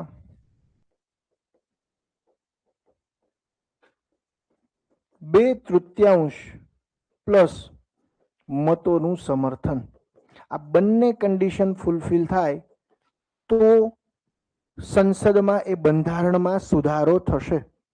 હવે ધારો કે કોઈ બાબત એવી છે કે જે રાજ્યને પણ સંલગ્ન છે, એટલે કે it connects with state subjects, federal ઇશ્યુને સંલગ્ન કોઈ બાબત છે, તમે રાજ્ય સરકારના પણ પાવર લ્યો છો. ધારો કે જીએસટી લાવ્યા, તો જીએસટી લાવતી વખતે શું કર્યું હતું સરકારે? રાજ્યના પણ કેટલાક કરો હતા, જેમ કે ટેક્સ, એન્ટરટેનમેન્ટ ટેક્સ, તો આવા કેટલાક અપ્રત્યક્ષ વેરાઓ, વેટ, વેલ્યુ એડિશન ટેક્સ જે રાજ્ય સરકારનો હતો, એ બધા કરવેરાઓમાં જીએસટી, ટૂંકમાં જીએસટી જ લાવવાનું હતું. તો તમે રાજ્ય સરકારની સત્તા પણ લીધી, તો ત્યારે પણ અડધા કરતા વધારે રાજ્યોનું સમર્થન લેવું પડ્યું હતું. અને એમાં પેલું રાજ્ય હતું અસમ. જીએસટી માટે લાવવામાં આવ્યો હતો 101મો બંધારણીય સુધારો, 101 કોન્સ્ટિટ્યુશનલ અમેન્ડમેન્ટ. તો ત્યારે પણ અડધા કરતા વધારે રાજ્યોનું શું જ લીધું હતું? સમર્થન. તો કોઈ બાબત એવી હશે કે જે સંઘને સંલગ્ન છે, તો ત્યાં તો અડધા કરતા વધારે રાજ્યોનું સમર્થન પણ લેવું પડશે. બાકી વિશિષ્ટ બહુમતીનું સંસદમાં સમર્થન કેવું જોશે? ગૃહની કુલ સીટોના 50%. ધારો કે લોકસભા છે, લોકસભામાં 400 લોકો હાજર રહ્યા, કેટલા રહ્યા? અથવા લોકસભામાં 500 લોકો હાજર રહ્યા અને 500 મતદાન કર્યું, તો હવે આમાં કેટલી બહુમતી હોવી જોઈએ? એક તો પેલી કન્ડિશન ફૂલફિલ થવી જોઈએ, એટલે કે 272 જણા તો હાજર હોવા જોઈએ. કારણ કે અહીંયા શું કીધું? ગૃહની કુલ સીટોના 50%, એટલે 272 તો મિનિમમ હોવા જ જોઈએ. વિશિષ્ટ બહુમતીમાં મિનિમમ કેટલા લોકો હાજર રહીને મતદાન કરવા જોઈએ? 272. આ તો જોશે જ એટલા લોકોનું સમર્થન. પણ બીજી કન્ડિશન જો હશે એ પણ ફૂલફિલ થવી જોઈએ. બીજી શું કીધી? હાજર રહીને મતદાન કરનારના 2/3. એટલે હવે જો હાજર 500 છે, 500 ગુણ્યા 2/3 એટલે કેટલા થયા? 333.33, 66 કે જે બી 333, પણ આના કરતા વધારે જોઈએ તો 334 મતોનું સમર્થન જોઈએ. આ કન્ડિશન તો ફૂલફિલ થઈ ગઈ, આ પણ થવી જોઈએ. એટલે જો એટલા લોકો હાજર હોય તો બંધારણમાં સુધારો કરવા માટે લોકસભામાં એટલા મતો પડવા જોઈએ, તો સુધારો કરી શકાય.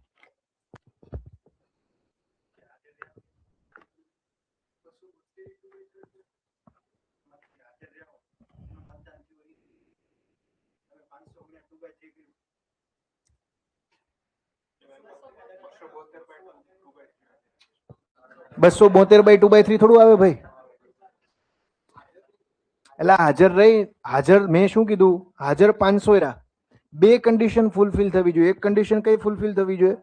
ગૃહની કુલ સીટોના 50%, એટલે એટલા તો મિનિમમ હોવા જ જોઈએ. કોઈ પણ વિશિષ્ટ બહુમતી હોય તો એમાં મિનિમમ તો એટલા સમર્થન હોવું જોઈએ. પણ હવે હાજર ધારો કે 500 રહ્યા, 500 જણાએ મતદાન કર્યું, તો આ 500, અહીંયા મેં શું લખ્યું?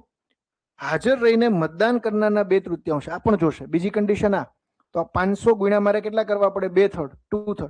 ધારો કે હાજર 200 જ રહ્યા અથવા 300 જ રહ્યા, તો 300 ગુણ્યા 2/3, તો પછી કેટલા હોવા જોઈએ? 200. પણ એ તો કન્ડિશન છે જ 272 ની.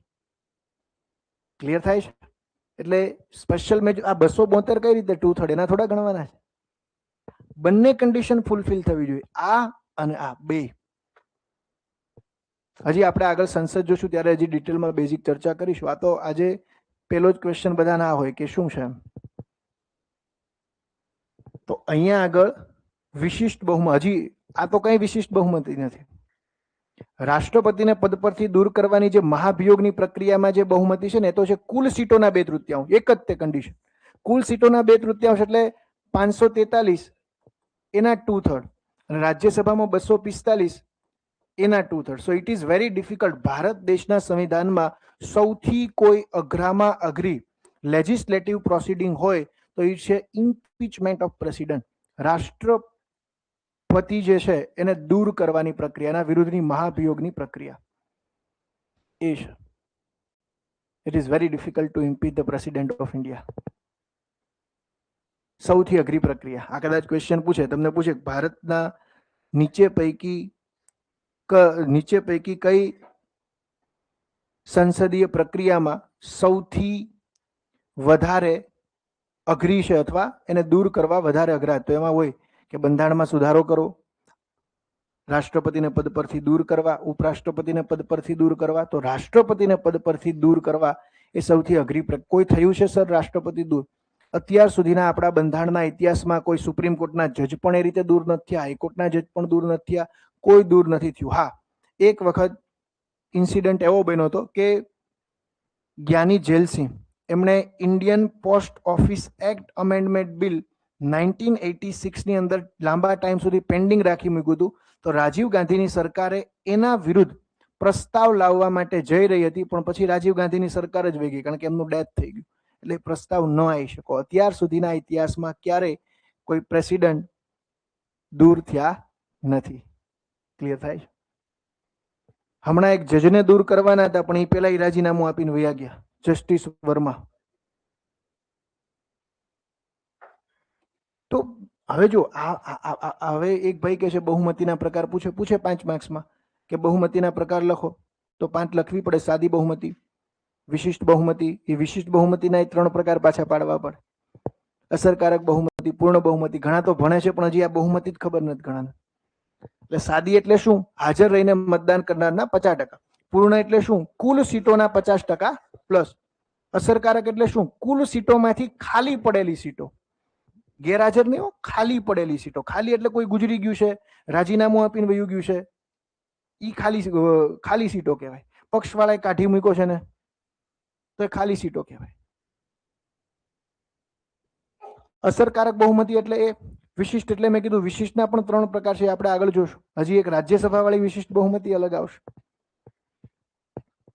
તો પેલી જો કોઈ સાદો ખરડો હશે તો એની અંદર તો ઈઝી છે આ બધું, પણ અહીંયા મેં તમને કીધું કે બંધારણીય સુધારા ખરડો છે તો એમાં બહુમતી કેવી જોશે? વિશિષ્ટ જોશે. અને કોઈ સંઘીય બાબત હશે તો એમાં અડધા કરતા વધારે રાજ્યોનું સમર્થન જ જોશે. મેં એક બી ઉદાહરણ આપ્યું, જીએસટી કાયદો, તો જીએસટીમાં શું જોઈએ? અડધા કરતા વધારે રાજ્યોનું સમર્થન પણ જોતું હતું સુધારો કરવા માટે. પણ રાજ્યોમાં પછી કેવી જોઈએ? સાદી. તો આ કઠોરતા છે. બીજી કઠોરતા શું છે? બીજું તમને એવું થાય કે ભાઈ બંધારણમાં શા માટે સંસદ, હજી અત્યાર સુધીના ઇતિહાસમાં આપણે કેટલા સુધારા થયા? 106. અત્યારે તમે બધા અમૃતકાળમાં છો. મોદી સાહેબ આ સમયગાળાને કયો કાળ કહે છે? અમૃતકાળ. વિકાસ વિકાસ જ છે અત્યારે બધે.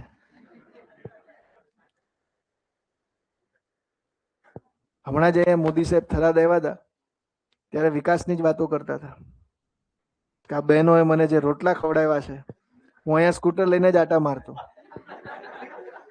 કીધું હતું ને કે મારું સ્કૂટર અહીંયા જ હતું ને, શું આ બહેનોએ રોટલા ખવડાવ્યા. મને હજી દિલ્હીમાં યાદ આવે છે આ રોટલાની. પણ ત્યાં પાછા એ મશરૂમ ખાય છે. આ ઇમોશનલ ઇન્ટેલિજન્સ છે એમનું, કે જ્યાં જાવ એવી વાત કરે. અમરેલી આવે તો કે અમરેલીમાં તો હું અહીંયા શેત્રુંજી નદીના કાંઠે જ આટા મારતો, મારી યારે સિંહ આટા મારતા અહીંયા. પછી બંગાળ જાય તેમ કે રસગુલ્લા, હો બહુ મજા આવે ખાવાની. એટલે થરાદમાં તો સાહેબનો જૂનો સંબંધ છે. અને પાછું સાહેબે એવું કીધું કે આ બહેનોએ મને જે રોટલા ખવડાવ્યા છે એ રોટલાનું ઋણ હું વિકાસ સ્વરૂપે ચૂકવું છું. અત્યારે વિકાસ થયો કે અહીંયા.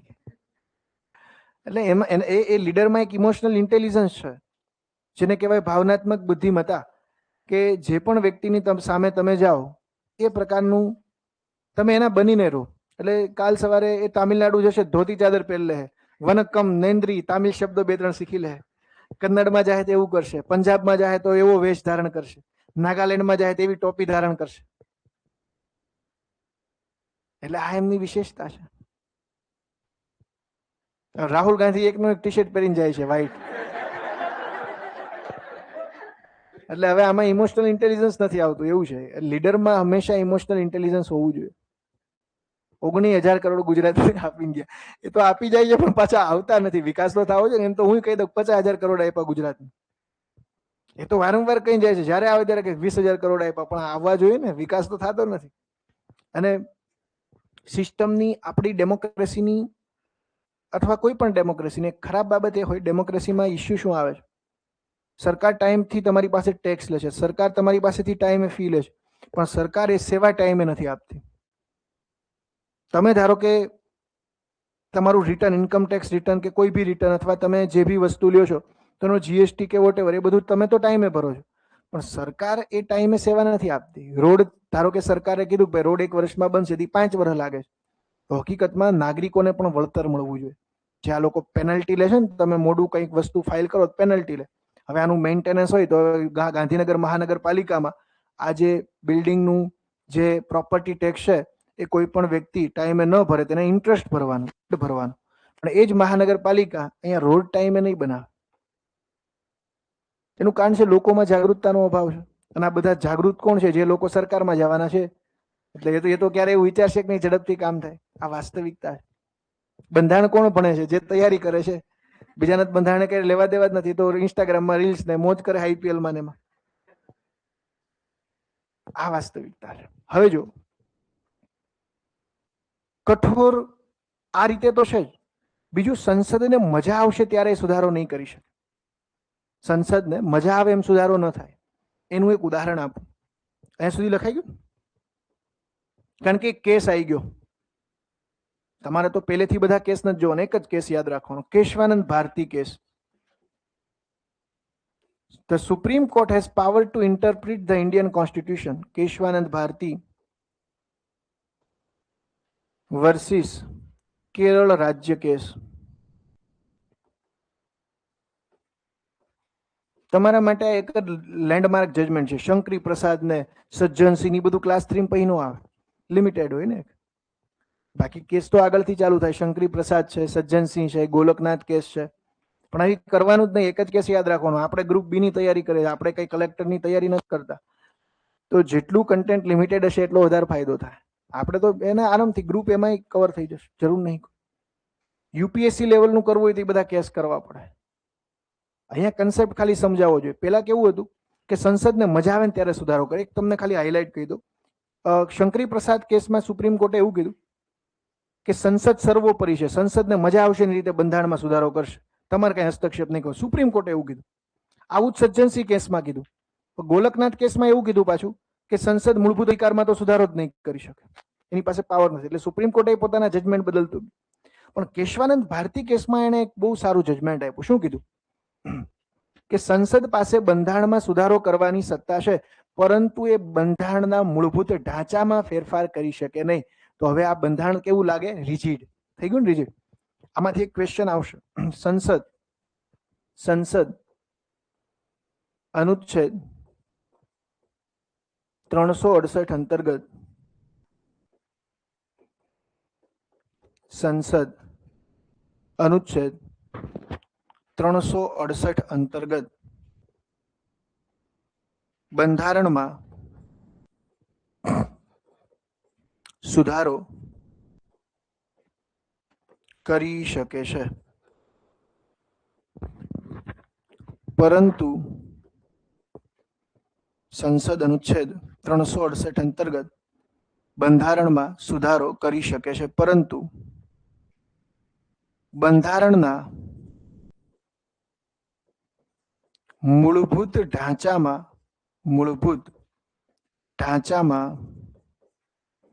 કે મૂળભૂત માળખામાં ફેરફાર ન કરી શકે. The Parliament has power to amend the Indian Constitution, but can't change the basic structure of Indian Constitution. અને આને કહેવાય મૂળભૂત ઢાંચાનો સિદ્ધાંત, મૂળભૂત માળખાનો સિદ્ધાંત.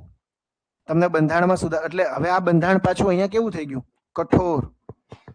કે સંસદ પાસે સત્તા છે બંધારણમાં સુધારો કરવાની, પણ સંસદ શું નહીં કરી શકે? મૂળભૂત ઢાંચા કે મૂળભૂત માળખામાં ફેરફાર ન કરી શકે. જો આ કરશે તો એ સુધારાને ગેરબંધારણીય પણ જાહેર કરાશે. જેમ કે એક ઉદાહરણ આપું એટલે તમને વધારે આઈડિયા આવે. એક્ઝામ્પલ સાથે સમજાવું.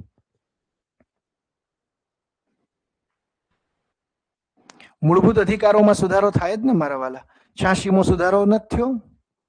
86 કોન્સ્ટિટ્યુશનલ અમેન્ડમેન્ટ, એક નવો આર્ટિકલ એડ કર્યો 21 અને એક સુધારાથી એક આર્ટિકલ દૂર પણ કર્યો. 44મો સુધારો, રાઈટ ટુ જે પ્રોપર્ટી હતી, મિલકતનો અધિકાર એને દૂર કરી નાખ્યો. તો મૂળભૂત અધિકારમાં સુધારો થઈ શકે. કાલ સવારે મોદી સાહેબને એવું થાય કે તમારો હવે અધિકાર નહીં રહે કોઈ, હવે તમને કોઈ અધિકાર નથી રાખવાના, એમ કહી દે કે હવે હું જ સર્વોપરી, એવું જાહેર કરી દીધું. કિમ જોંગ ઉન જેવું કંઈક જાહેર કરી દીધું. ત્યાં તો અત્યારે ડિક્ટેટરશિપ છે ને. ઇન્ડિયાની બ્યુટી જે છે કે ડેમોક્રેસી છે, સ્વતંત્રતા. બીજું કઈ હોય કે નહીં. તમને મજા આવે વાળ રાખો, તમને મજા આવે એ રીતે ફરો, તમને કોઈ કઈ કહેશે નહીં, કારણ કે એ અધિકાર તમને મૂળભૂત અધિકાર તરીકે મળેલો છે આર્ટિકલ 19માં. ત્યાં એવું નથી. ત્યાં એની સરકારે હેરસ્ટાઇલની અમુક 10 કોપી રાખેલી જ છે કે આની સિવાય કોઈ હેરસ્ટાઇલ નહીં કરવાની. હા, દરેક સલૂનમાં 10 કોપી હોય, આમાંથી જ તમારે સ્ટાઇલ કરવાની. બીજી કરાવી એટલે સજા થાય, જેલમાં નાખ દે.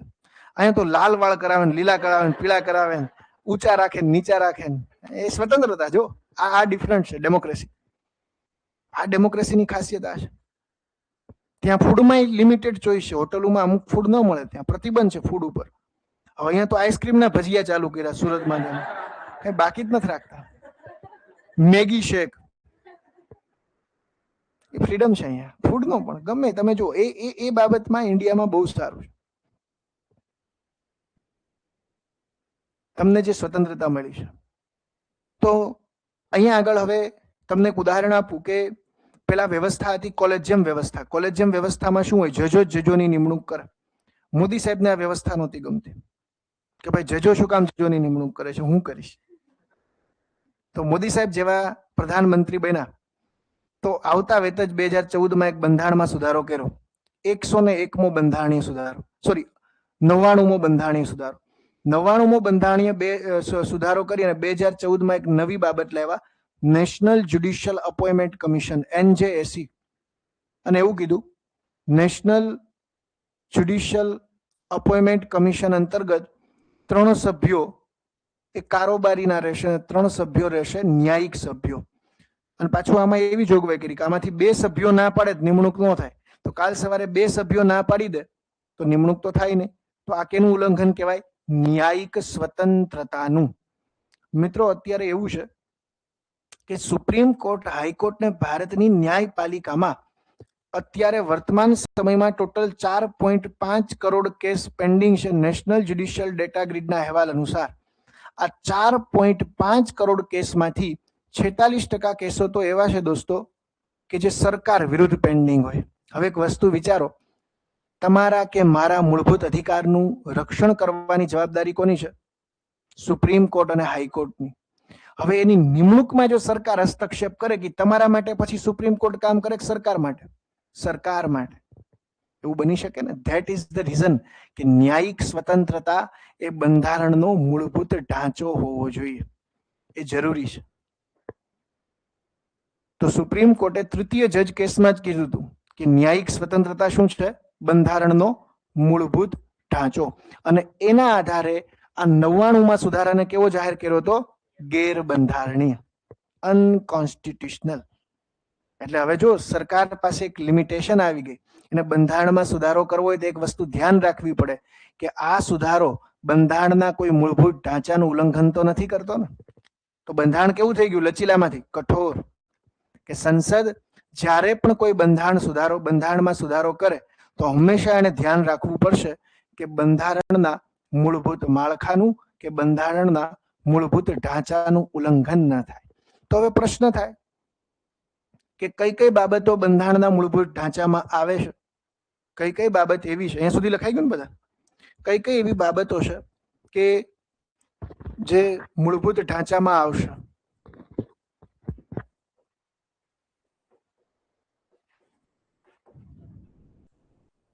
સુપ્રીમ કોર્ટે અલગ અલગ જજમેન્ટના માધ્યમથી જે મૂળભૂત ઢાંચો જે છે, બેઝિક સ્ટ્રક્ચર જે છે, એને અલગ અલગ કેસોના માધ્યમથી એમણે વ્યાખ્યાયિત કર્યું છે. ઉદાહરણ તરીકે કહું, એક કેસ હતો SR બોમાઈ.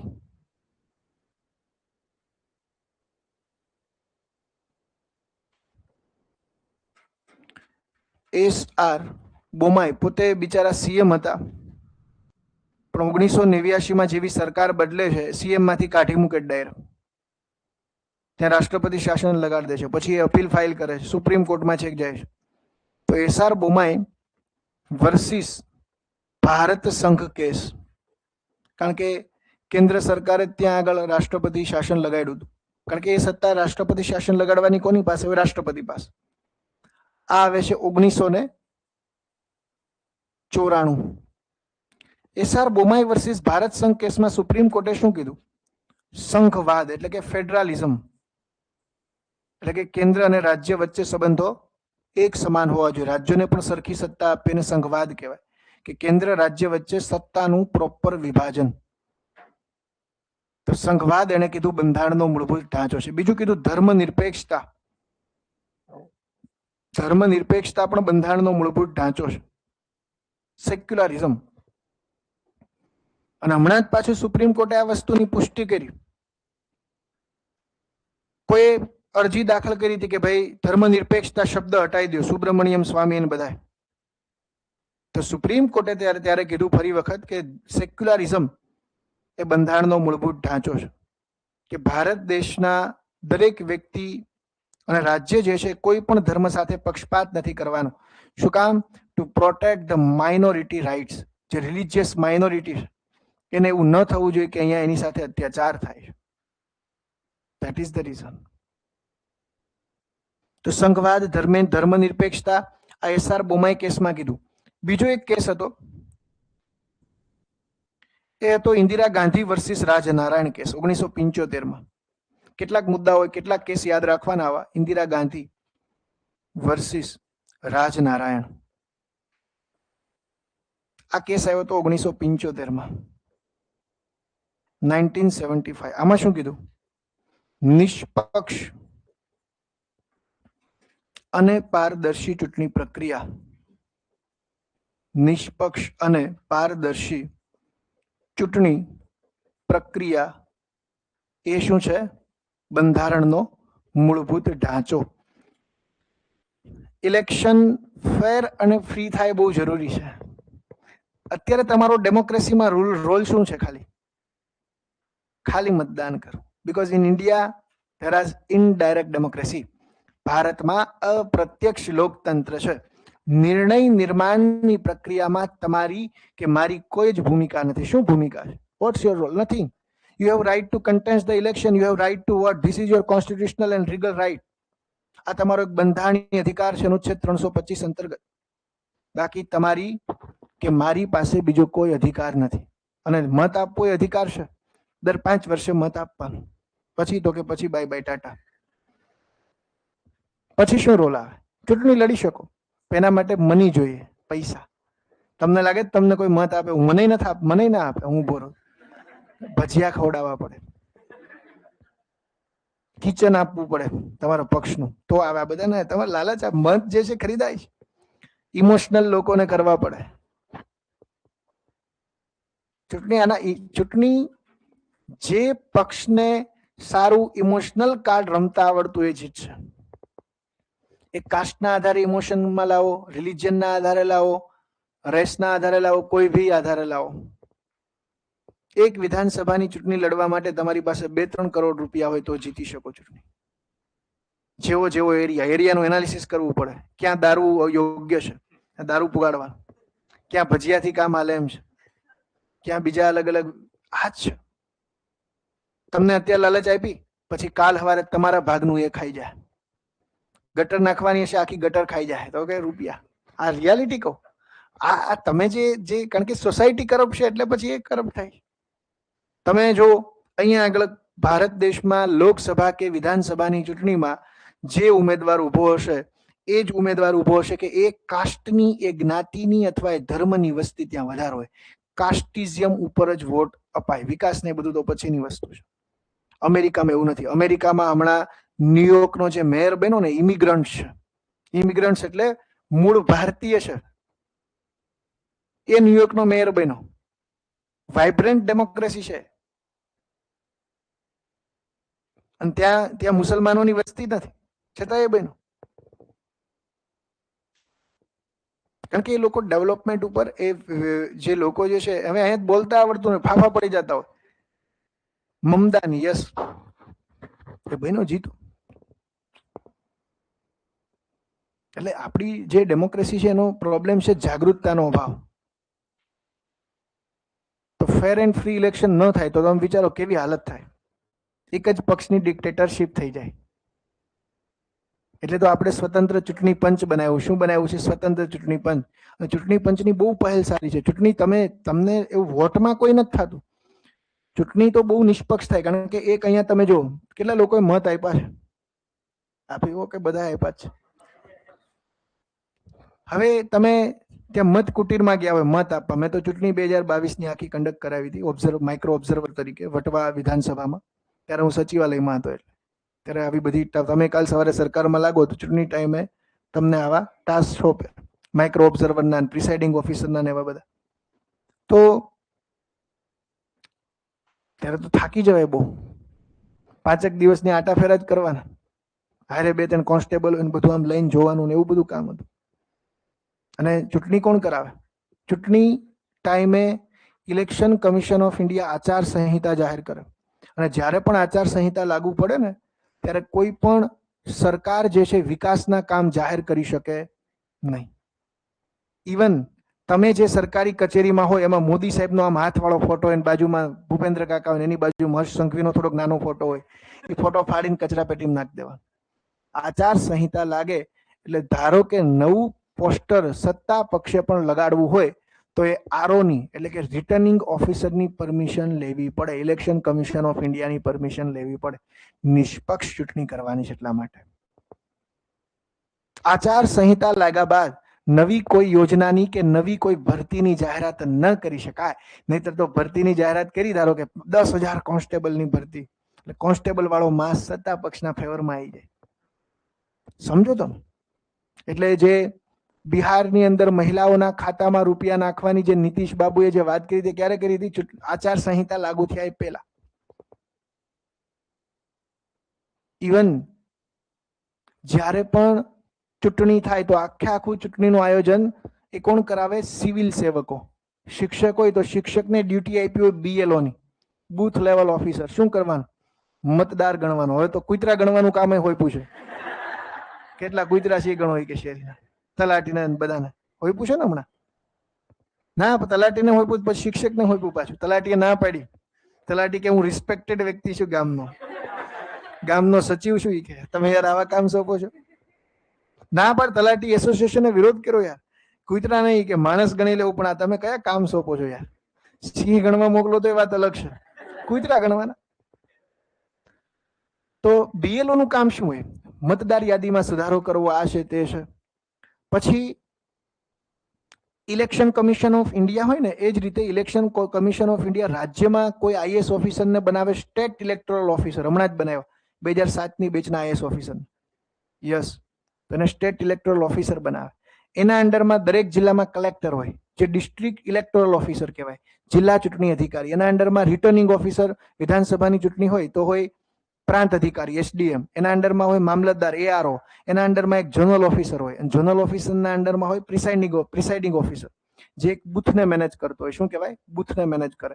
બૂથમાં જનરલી તમે જાઓ તો 5:30 ચૂંટણીનું આયોજન થાય.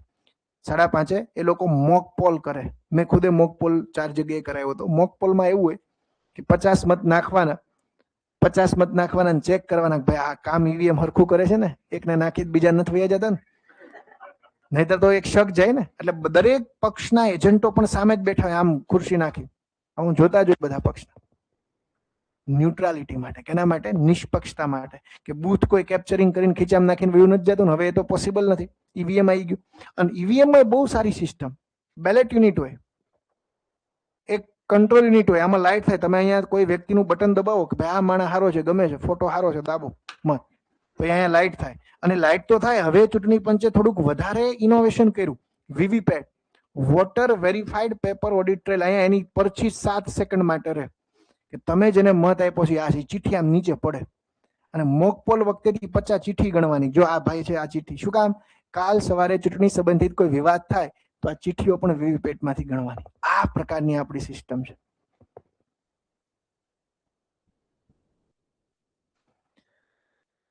કૂતરા કઈ રીતે ગણે? હવે એ તો મારે ભાઈ પૂછવું પડે યાર. હું તો કઈ કામ કરતો નથી યાર. હે,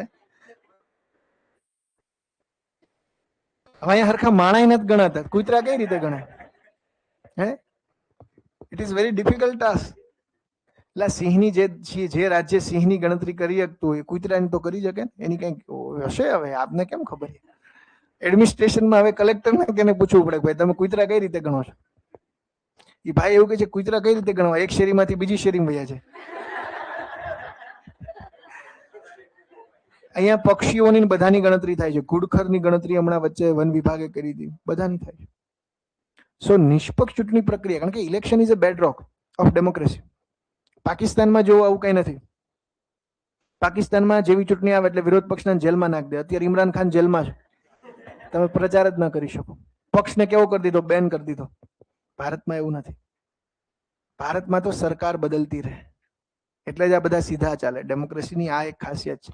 અને એના માટે ઇલેક્શન કમિશન ઓફ ઇન્ડિયા છે ને બહુ સ્ટ્રોંગ હોવું જોઈએ, નિષ્પક્ષ જ હોવું જોઈએ. એટલે જ ઇલેક્શન કમિશન ઓફ ઇન્ડિયાના જે ચીફ ઇલેક્શન કમિશનર હોય ને, એની નિમણૂક આમ રાષ્ટ્રપતિ કરે, પણ રાષ્ટ્રપતિ એક સમિતિની ભલામણથી કરે, જે સમિતિમાં એક કેબિનેટ મંત્રી હોય, એક વિરોધ પક્ષના નેતા હોય ને એક હોય પ્રધાનમંત્રી પોતે.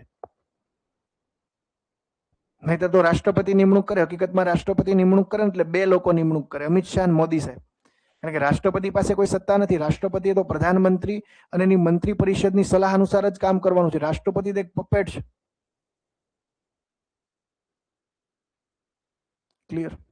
તો આ નિષ્પક્ષ અને પારદર્શી ચૂંટણી પ્રક્રિયાની વાત કરી ઇન્દિરા ગાંધી કેસમાં. હમણાં તમને ખ્યાલ હશે, ખાલી એવું નહીં બંધારણીય સુધારાને જ રદ કરે. કોઈ સરકારનો કાયદો હોય ને તો એ કાયદાને પણ ગેરબંધારણીય જાહેર કરી શકે. કોઈ યોજના હોય તો યોજનાને પણ ગેરબંધારણીય જાહેર કરી શકે. એક યોજના આવી હતી, કદાચ કોઈને ખ્યાલ હોય, ઇલેક્ટોરલ બોન્ડ. ઇલેક્ટોરલ બોન્ડ યોજનામાં એવું હતું, નાણાં મંત્રાલય દ્વારા લાવવામાં આવી હતી. તમારી સમજ માટે, ઇલેક્ટોરલ બોન્ડ યોજનામાં દોસ્તો એવું કીધું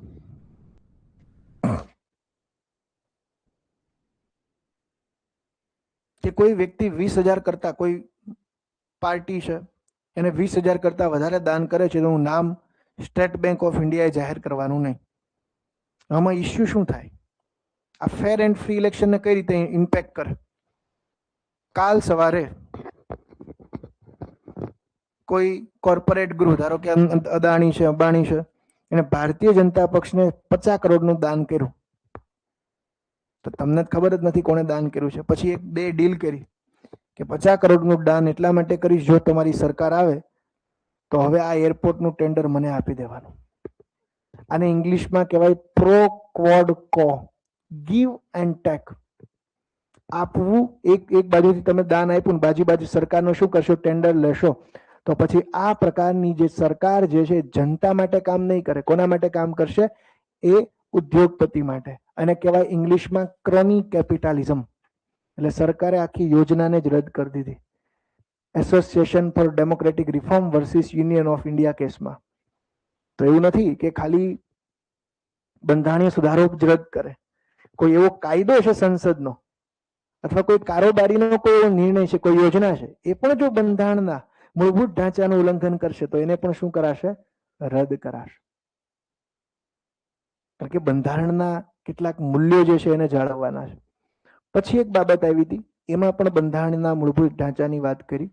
તૃતીય ન્યાયાધીશ કેસ.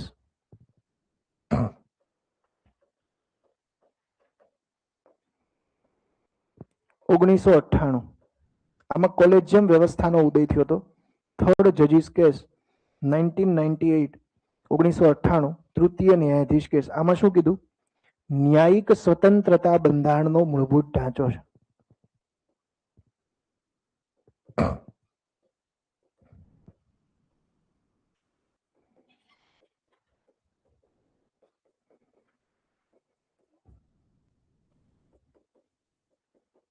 Independency of judiciary.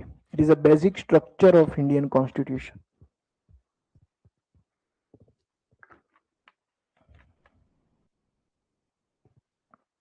તૃતીય ન્યાયાધીશ કેસ.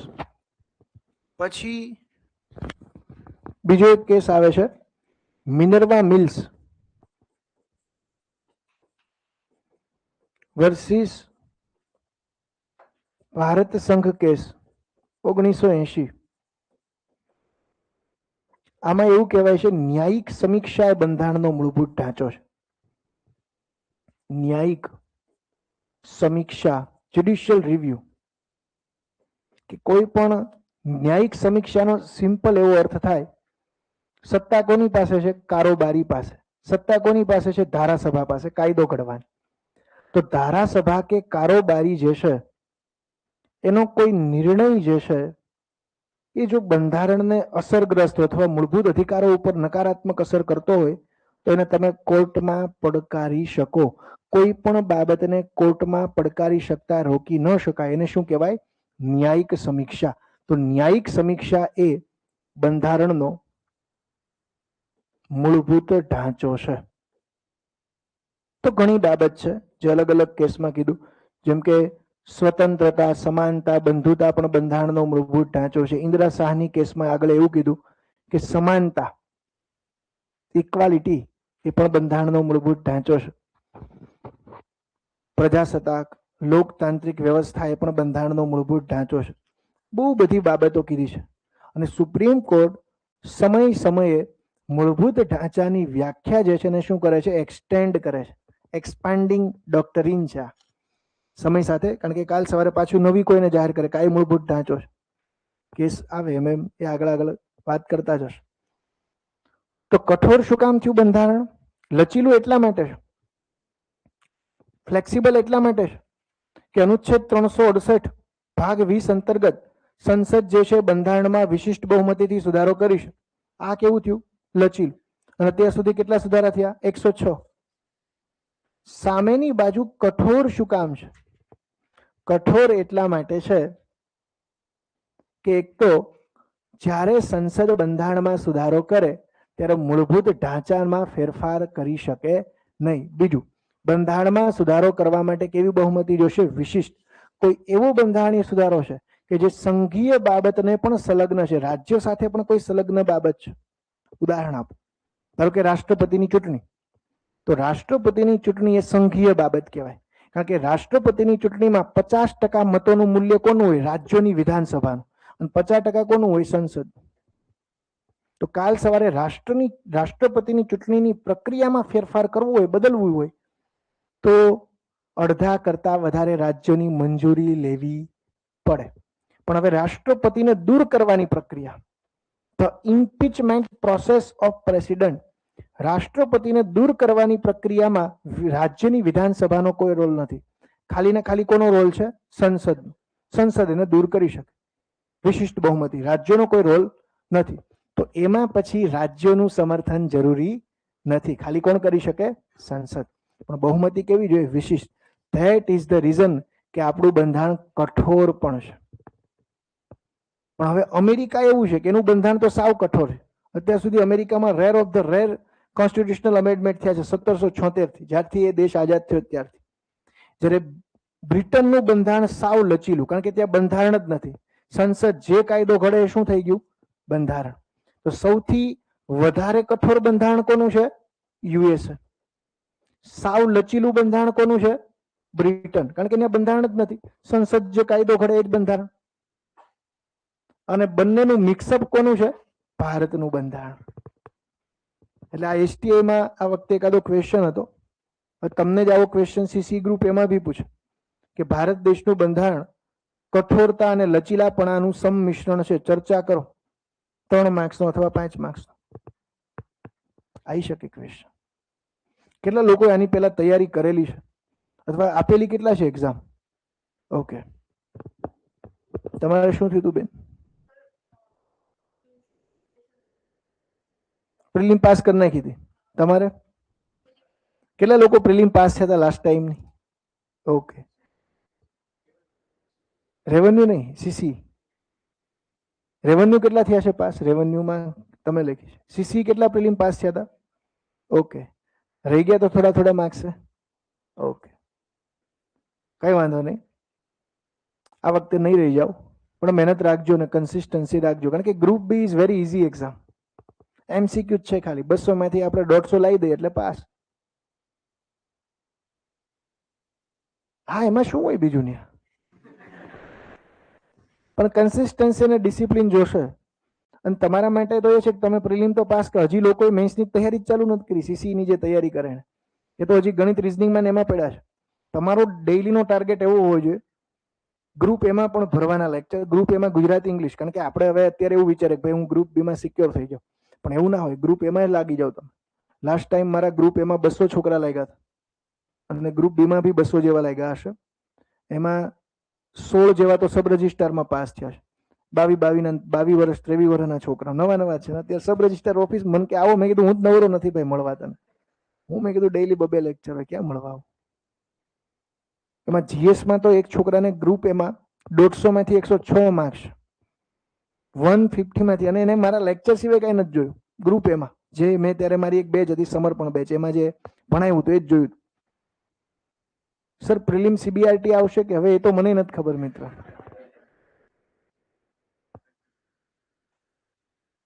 એ તો હવે મને નથી ખબર, પણ સીબીઆરટી ના ચાન્સીસ છે. પણ અત્યારે આખો માહોલ ચાલે છે કે ઓફલાઈન લેવી, ઓફલાઈન લેવાવી જોઈએ. એનો ફાયદો એ છે કે રેવન્યુ તલાટી બી તમે ઓફલાઈન જ લીધી, કંઈ ઇસ્યુ નથી એવો.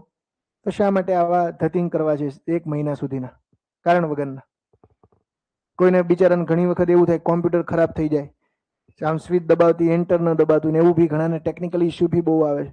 અને તમારી પાસે એવી કોઈ સંસ્થા નથી કે જે આવી એક્ઝામ લઈ શકે. લાસ્ટ ટાઈમ TCS ને આપ્યું તેને છબરડો કર્યો હતો. ખોટા કોર્ટ કેસ ને બધું વધે યાર.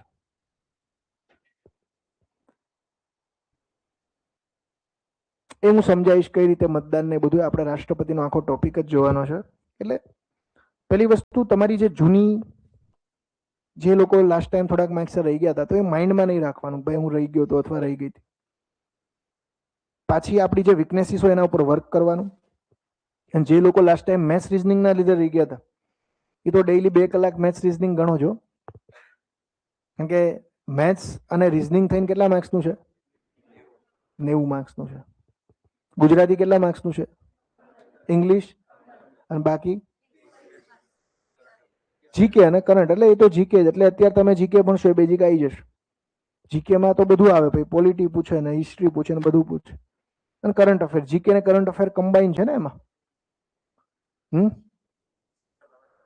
હા, એટલે હું એ જ કહું, જીકે અને જનરલ અવેરનેસ બે મિત્ર એક જ થયું. અવેરનેસ કયો કે જ્ઞાન કયો, એ બે એક જ થાય એમ. એ બે સિનોનિમ છે, ઓકે, સમાનાર્થી છે. એટલે તમારું શેડ્યુલ એવું હોવું જોઈએ, મારું એવું માનવું, જ્યાં સુધી પ્રિલિમ છે ત્યાં સુધી આ લેક્ચર તો ભરો જ, પણ ડેઈલી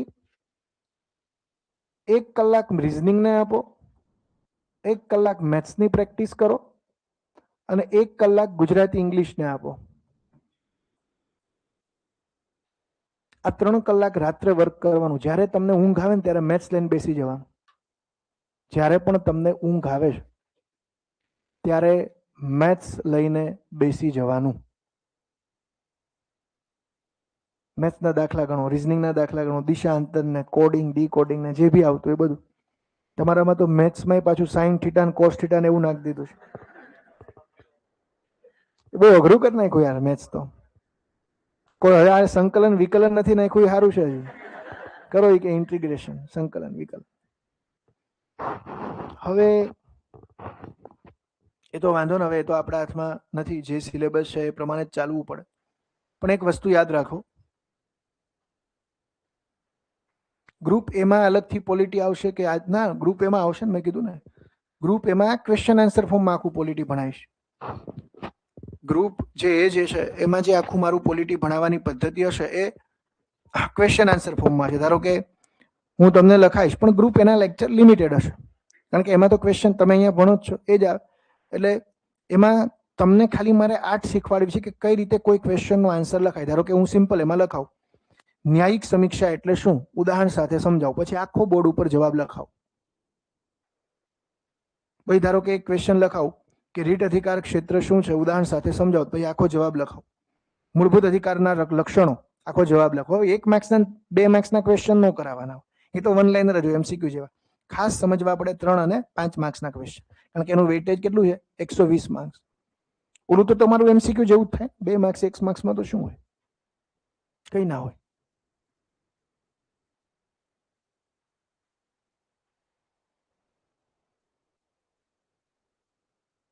એટલે કરંટ અફેર ડેઈલીનું ડેઈલી કરવાનું જ ના હોય.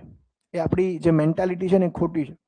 તમારી ધારો કે CCની એક્ઝામ છે તો એનું કરંટ અફેર છેલ્લા 4 થી 5 મહિનાનું કરવાનું, અથવા 5 થી 6 મહિનાનું કરવાનું. Now you have to focus on your static subject. પેલા you have to complete all static subject, પછી કરંટ અફેર આવડે. કરંટ અફેર ક્યારે આવડે? જ્યારે મારું સ્ટેટિક સારું હોય ત્યારે, એ GS ના કે વોટ એવર સબ્જેક્ટ હોય. તો જ્યારે તમારી એક્ઝામની ડેટ ડિક્લેર થાય એ પહેલાના 6 મહિના પહેલાનું જ કરંટ અફેર કરવાનું, વધારે કોઈ જરૂર નથી. કોસ્ટ ટુ બેનિફિટ રેશિયો જોવો પડે. હવે તમે અત્યારથી છેલ્લા 1 વર્ષથી ચાલુ કર્યું કરંટ અફેર, પણ હવે એ તો આઉટડેટેડ થઈ ગયું ને. હવે તો આખી જીઓ પોલિટિક્સ બદલી ગઈ. હવે પીસની વાતો કરતા એ બધા હવે આતંકવાદી બની ગયા, બુટલેગર બની ગયા, ટ્રમ્પ નહીં બધા. હવે એટલે એવું છે બધું. તો આખે આખું જીઓ પોલિટિક્સ બદલે, યોજનાઓ બદલે, બજેટ બદલે, નવી કોઈ યોજના ચર્ચામાં આવી જાય, નવી કોઈ મિસાઇલ ચર્ચામાં આવી જાય. હવે ઓપરેશન સિંદૂર વખતે બ્રહ્મોસ મિસાઇલ ચર્ચામાં હતી, અત્યારે હમણાં બીજી આવી ગઈ. તો બદલતું રહે. કરંટ અફેર રેગ્યુલર કરવાનો કોઈ મતલબ નથી. That is my personal opinion.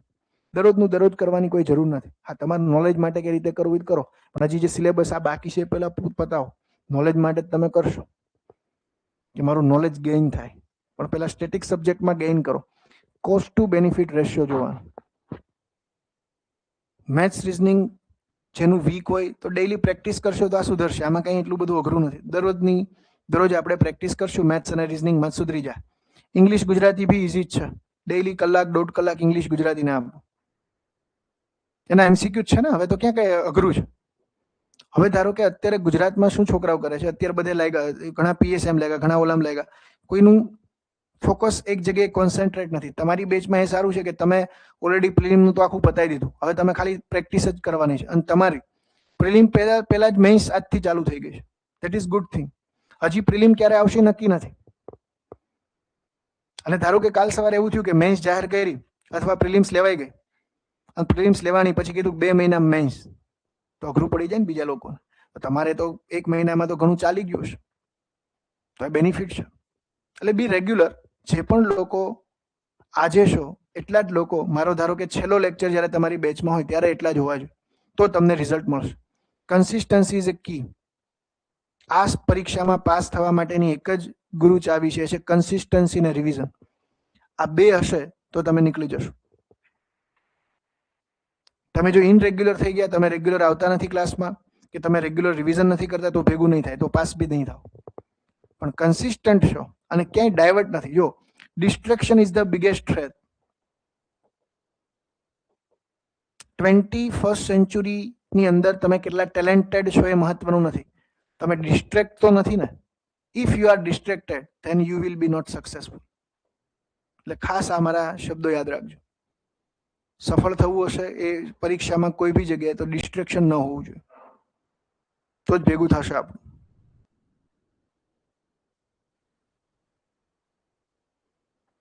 એટલે મારા લેક્ચર તો હવે દર વીકલી આવવાના જ છે, રેગ્યુલર જ છે. તો શરૂઆતમાં તમારે મારા સબ્જેક્ટ જ નહોતા, મને કઈ મેથ્સ આવડતું નથી.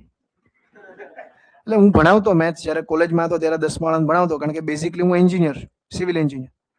એટલે હું મેથ્સ ને બધું ભણાવતો. મારે મેથ્સમાં 10મામાં 100 માંથી 100 માર્ક્સ. એટલે મેથ્સ તો મને આ તો કાંઈ નથી. હું તો સંકલન, મારે મેથ્સ 3માં જે એન્જિનિયરિંગ કોઈ કર્યું છે આમાંથી, હા, તો એમાં મારે મેથ્સ 3માંથી ડબલ A ગ્રેડ છે. મેથ્સ 3 તો સારું જ છે, મેથ્સ આવડે જ, પણ હવે ગમતું નથી. I = PRN ના છેદમાં 100, 4π² ને આ સૂત્ર કંટાળો આવે. કારણ કે હવે હું પછી આ બધા વિષય જ ભણાવું છું. કલ્ચર ભણાવું છું, આ ઇન્ટરનેશનલ રિલેશન ભણાવું, કરંટ અફેર ભણાવું, બધા વિષય આવા આવી ગયા છે. હું જે અહીંયા કરાવું એટલું જ કરવાનું છે, એનાથી સિવાય કંઈ નથી કરવાનું. તમારા 100% ક્વેશ્ચન ગ્રુપ બીના આમાંથી આવી જશે. Okay, don't worry. Even group એના પણ, જે લોકોનો ટાર્ગેટ ગ્રુપ એની પરીક્ષા છે. આજ તો આપણે આ બીજી વધારે થોડીક ચર્ચા થઈ ગઈ, કારણ કે પહેલો લેક્ચર હતો એટલે થોડોક પરિચય કેળવાય એટલા માટે. તો એમાં પણ બધા જ ક્વેશ્ચન આવી જશે. લાસ્ટ ટાઈમ મેં મારી ખાલી ગ્રુપ એની ઓનલાઈન બેચ જ કરી હતી, સમર્પણ, ખાલી ગ્રુપ એ માટે. ગ્રુપ બી માટે તો કોઈ બેચ જ નહોતી, એ રેકોર્ડેડ ફોર્મમાં એક આપી દીધી હતી. તો એમાં જે પણ મેં પોલિટીના ક્વેશ્ચન કરાવ્યા હતા, ગ્રુપ એમાં વાત કરું છું, એમાં મેં સ્ટાર આપ્યા હોય કે ભાઈ આ 3 સ્ટાર, એવા બધા ક્વેશ્ચન હતા પેપરમાં. પોલિટીના જે બી ક્વેશ્ચન હતા, જ્યાં મેં કીધું હતું 3 સ્ટાર, એ બધા ક્વેશ્ચન હતા. તમારે કદાચ કોઈ પાસ્ટમાં તમારા મિત્ર તમે હતા,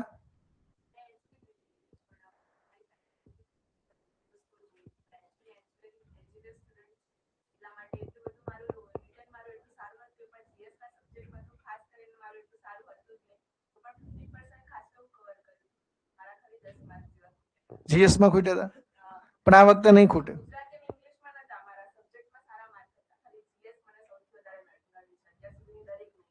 પણ એન્જિનિયરિંગ સ્ટુડન્ટ, હું એન્જિનિયરિંગમાં જ છું બેન, એમાં શું ફરક પડે? ના, પણ આવડી જશે લખવાની. આમાં જો શરૂઆતમાં તમે પહેલા દિવસે આવો ને, જ્યારે મેં પેલી મેન્સ ધારો કે 2017માં સપ્ટેમ્બર મહિનામાં આપી હતી ને, ક્લાસ 1-2 ની, તો ત્યારે મને લખતા નહોતા આવડતું, તો એ મારે ઇન્ટરવ્યુ સુધી હું આવી ગયો હતો. પણ આ તો મારું ઇંગ્લિશ ત્યારે વીક હતું. I got 47 out of 150. 150 માંથી 47 જ હતા. અને મારા બાજુમાં જે મારા મિત્રો તૈયારી કરતા અત્યારે એ બે પાછા ડેપ્યુટી કલેક્ટર છે, તો એ લોકોને 84 ને કોઈને 82 ને એવા હતા. એટલે હું આમ જ રહી ગયો હતો, કારણ કે ઇંગ્લિશમાં હવે મને કોન્ફિડન્સ આવી ગયો હતો. હું તો એન્જિનિયર છું. This that those this why ને એવું બધું જ લખતા હતા અમે તો. સર મારા 2 ફ્રેન્ડ ગઈ સીસીમાં ધ્યેયમાંથી પાસ થયા છે, એ તો ઓબ્વિયસલી થવાના છે. અને તમારામાંથી બી આમાંથી ઓલમોસ્ટ પાસ થઈ જાય, કારણ કે ગ્રુપ બી ની જગ્યા જેટલી છે.